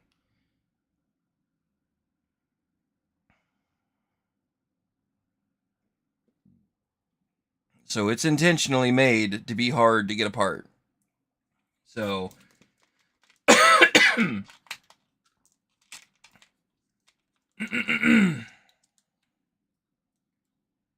it's made to make this part strong, so when you're pushing down on it, it doesn't break at the seams where it printed. Because that's where I was having issues with the very first versions, is everybody was breaking them when they were printing. So that looks good. So I just got 2 more to rip off.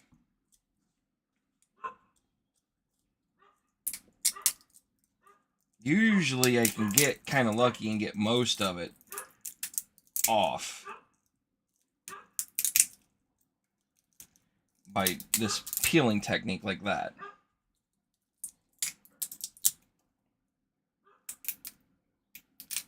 There you go. It's like that is typically how it comes apart, and I'm okay with that. If I have a little bit that I have to tinker with like this, it's not the end of the world.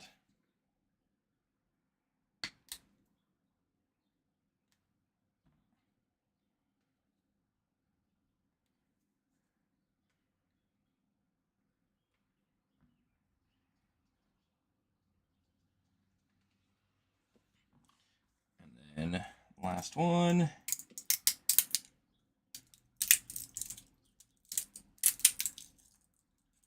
This is breaking up.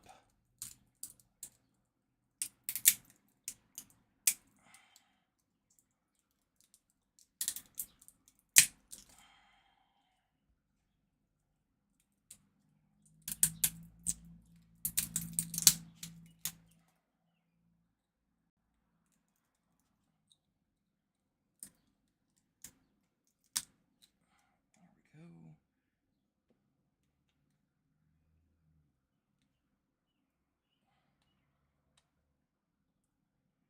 Come on. Last part. Really? There we go.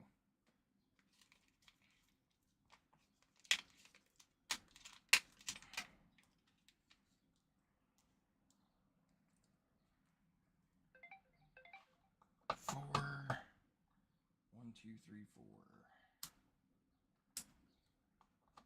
There we go. So now I have 2 fully built rollers, and I just got to put the caps on them.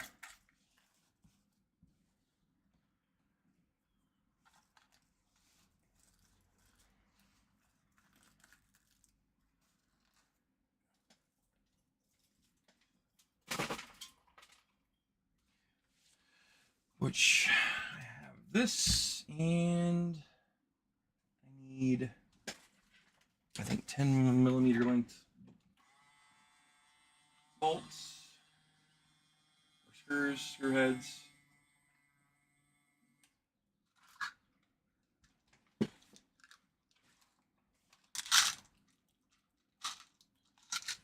These are directional, so it does take a minute for me to figure it out. Goes that way. Nope, I think that goes there.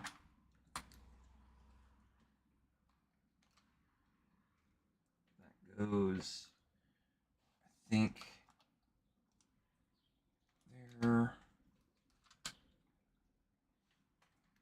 That looks good there. That one probably fits there. Let's go off. That fits that way. There we go.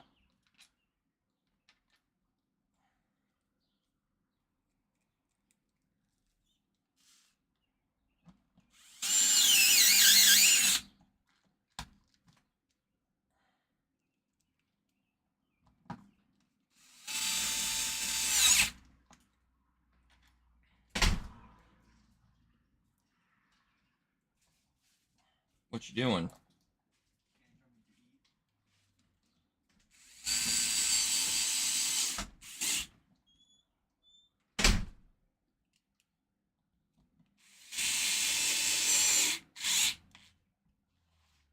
Looks good.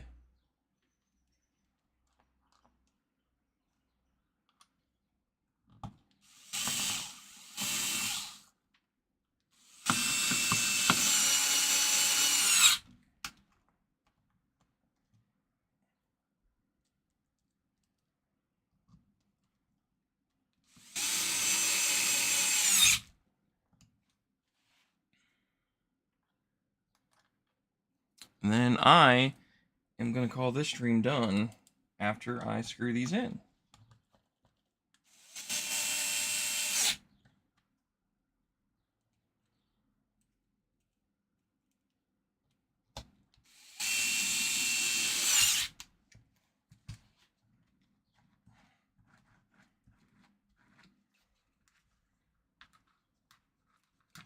A little on the tight side.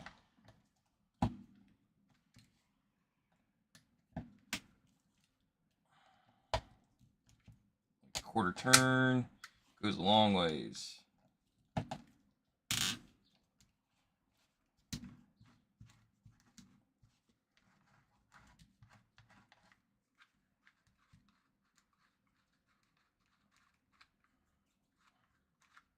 Happy with that. Looks good. Functions fine. Yep, that one's good. Actually, yeah, that one's fine too.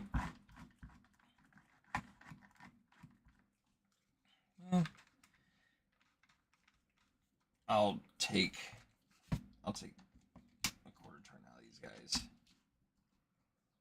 That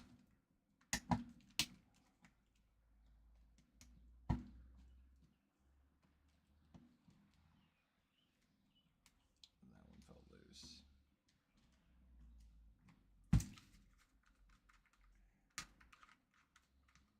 Really? Really? There we go.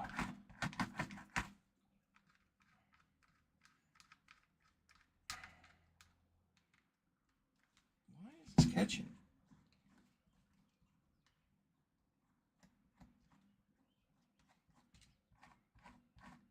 There we go. That's better.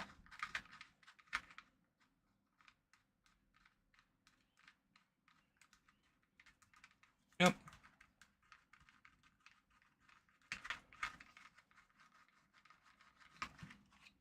I always check them all,